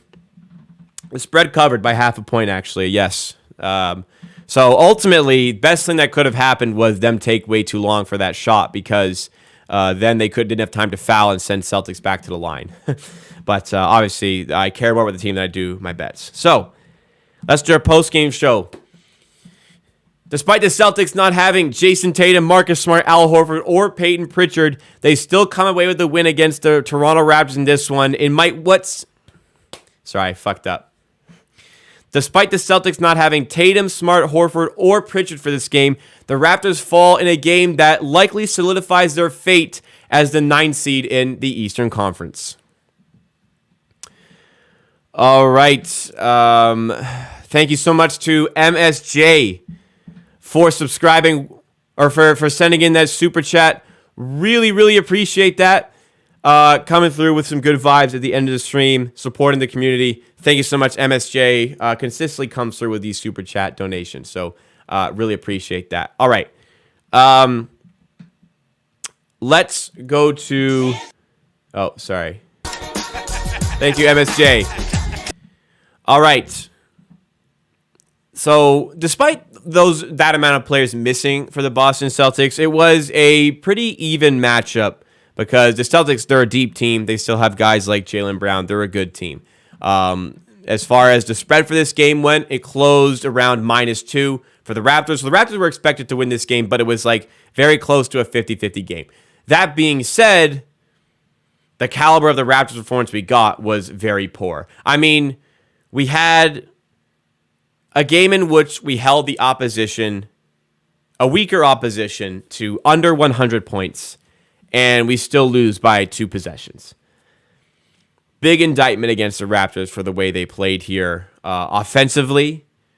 And defensively, I think there was just a bad pocket of this game that kind of set the mood for this game. But even though we lost by 4 points and it kind of seems like it was close, watching this game, it really didn't feel like that. It felt like the Celtics had full control of this game.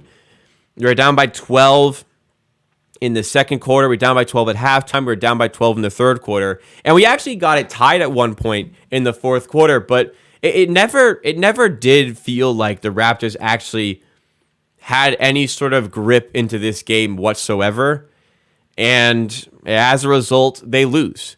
And it's very frustrating when you lose by 4 points here. You only score 93 points against a team missing Marcus Smart, Al Horford on defense. Very frustrating to look at the box score. And, once again, like we had the Sixers game where Van Vliet and Siakam struggled. We needed them. Well, this was a game Siakam showed up, but Fred Van Vliet completely lets you down in this game. And there's no real saving grace to his performance. He goes 2 of 14 from the field, 1 of 12 from 3 in this game. Had a couple of grenades in this one, but a lot of wide open ones as well, where he's absolutely not doing anything to help your team offensively. And in a game you lose by like 1 or 2 possessions, like 2 or 3 extra threes made completely changes the way the game plays out. And in this situation, like Fred VanVleet is a guy you need to step up for the big games. And the last week or so, he just hasn't done that. So I for some reason, I always have to overcompensate against the hate that I know Fred VanVleet's going to get for this game. Does this one game define Fred VanVleet as a player or his season? No, I shouldn't have to say this, but I do. Fred's season has been fine. It's been good. Today he was not. Today he was horrible. Praise where praise is due.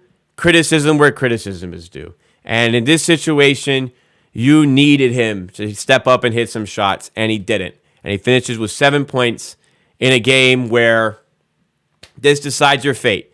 You got to win your next 2 games, and Atlanta have to lose their next 2 games, or else you're the 9th seed. So very much looking like 80% certainty, 90% certainty here that you are going to be the 9 seed. So frustrating that it comes down to this game.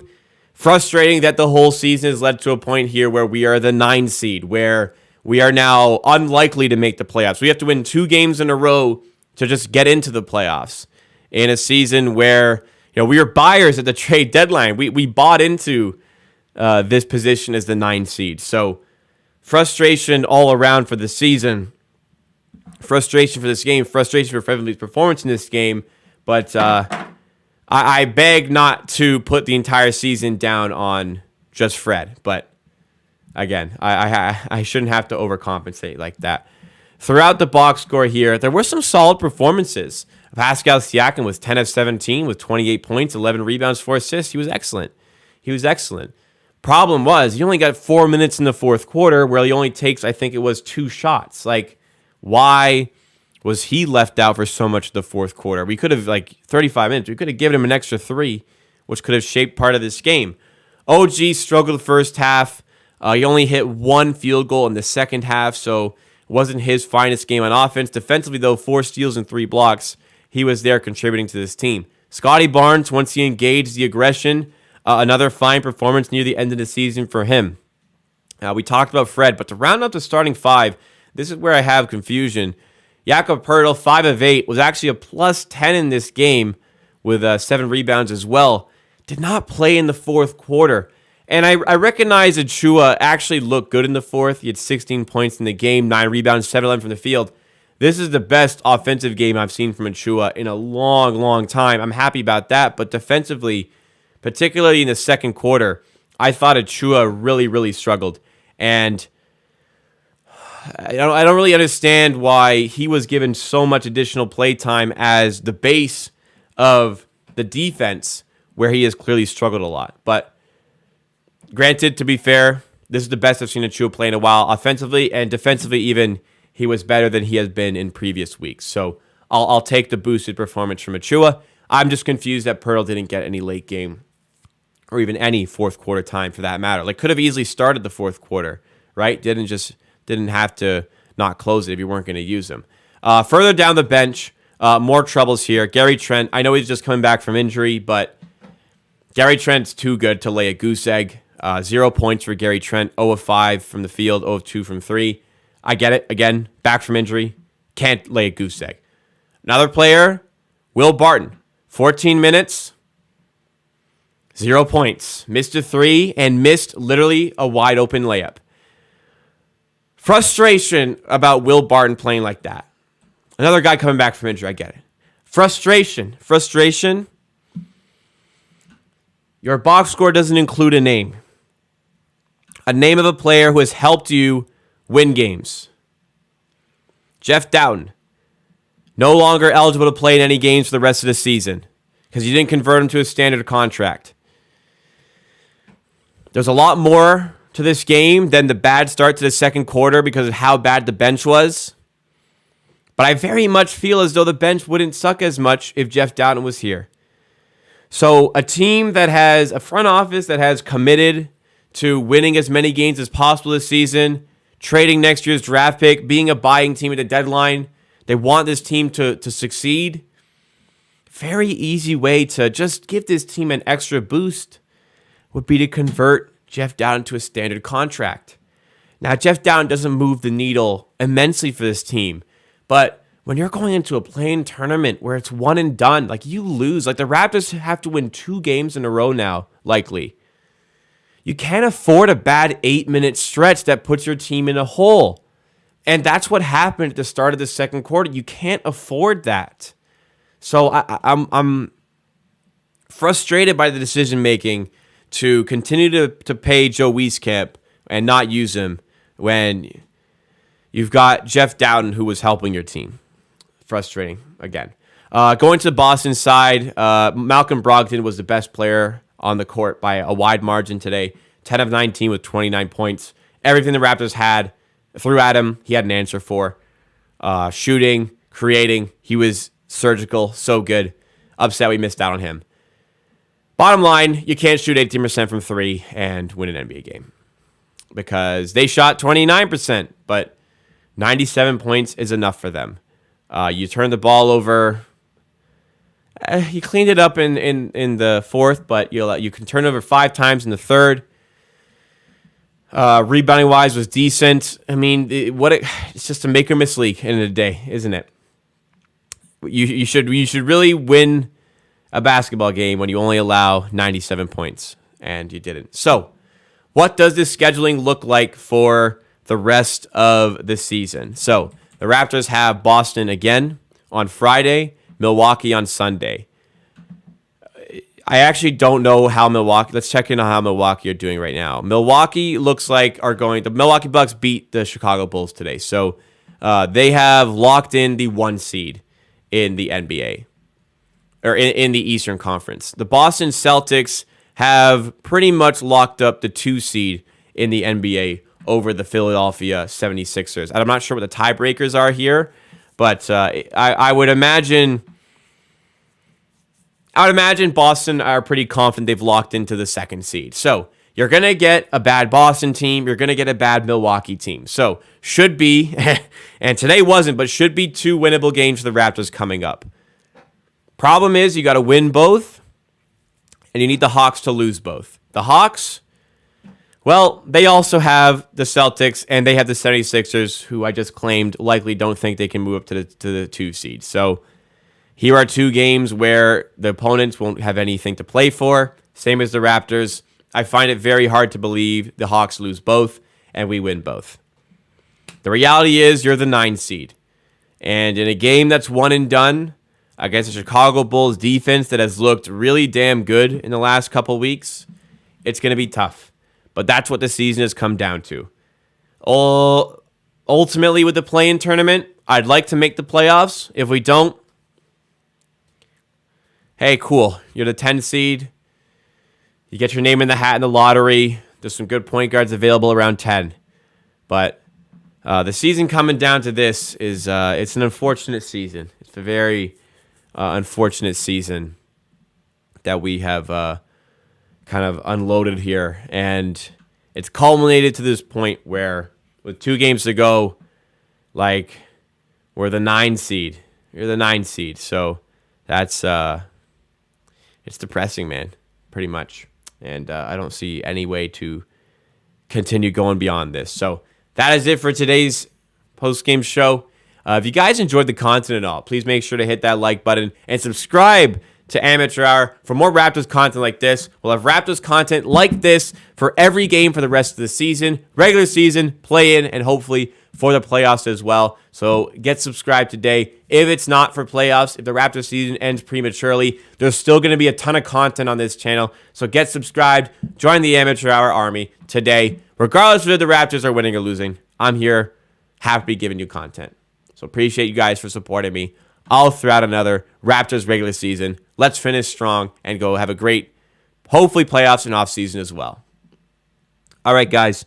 Appreciate y'all sticking with me for this stream. Had a fun time. We're 11 likes away from 100. Doesn't look like we'll get there. That's okay. I really appreciate all the support you guys give me. Truly grateful.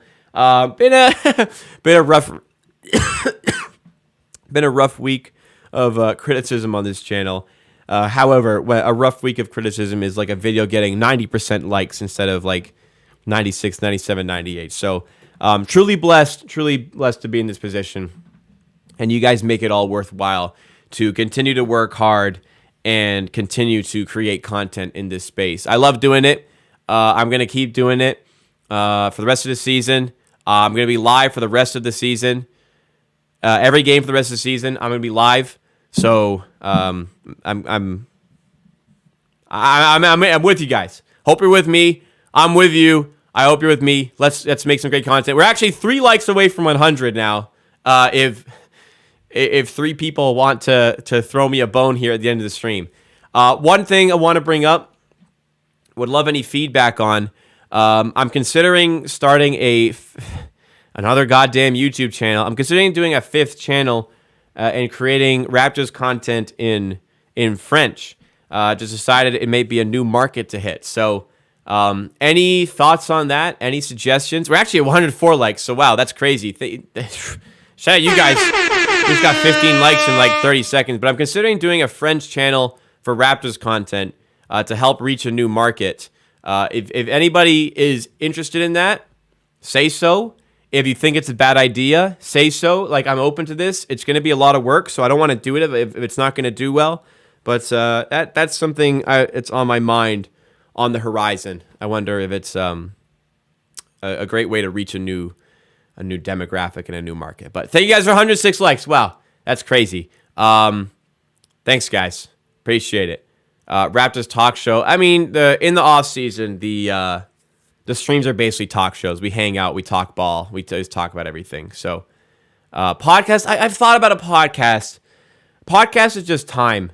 107 likes now. Wow, this just keeps going up. Maybe I should never leave. Talk shows are like the live streams in the off season. I'll just be hanging out here.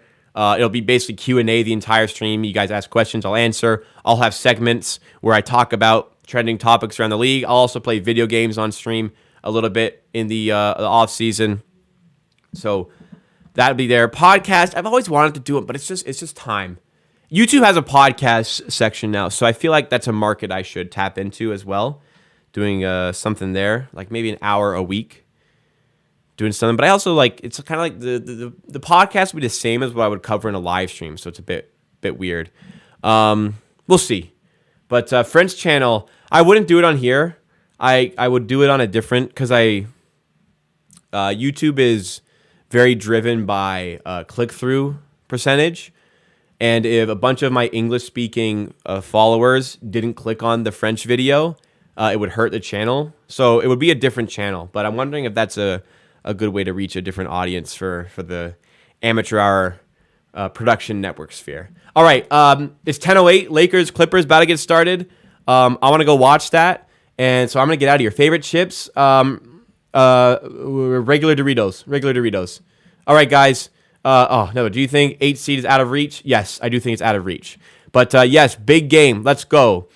Lakers, Clippers. Would I consider streaming on kick.com? Not right now. I'm pretty firmly set on everything being on YouTube now to make it easier. But good questions, everybody. All right. If you're a member, something that we want to maybe bring in is members only Q&As once a week because I feel like members, hey, they're paying for stuff. They deserve a little bit extra. I'm not going to take away any content from any of the free content. Free content will always be free, but we can always add in more for the people who support that little bit extra. So we'll see about that. So podcast maybe, Friends channel maybe, Q&As for members only likely. So we'll see. Thank you guys. Enjoy Lakers Clippers and I'll have a video tomorrow. Actually, I'm really busy tomorrow. We'll see. I might just take a day off, and if not,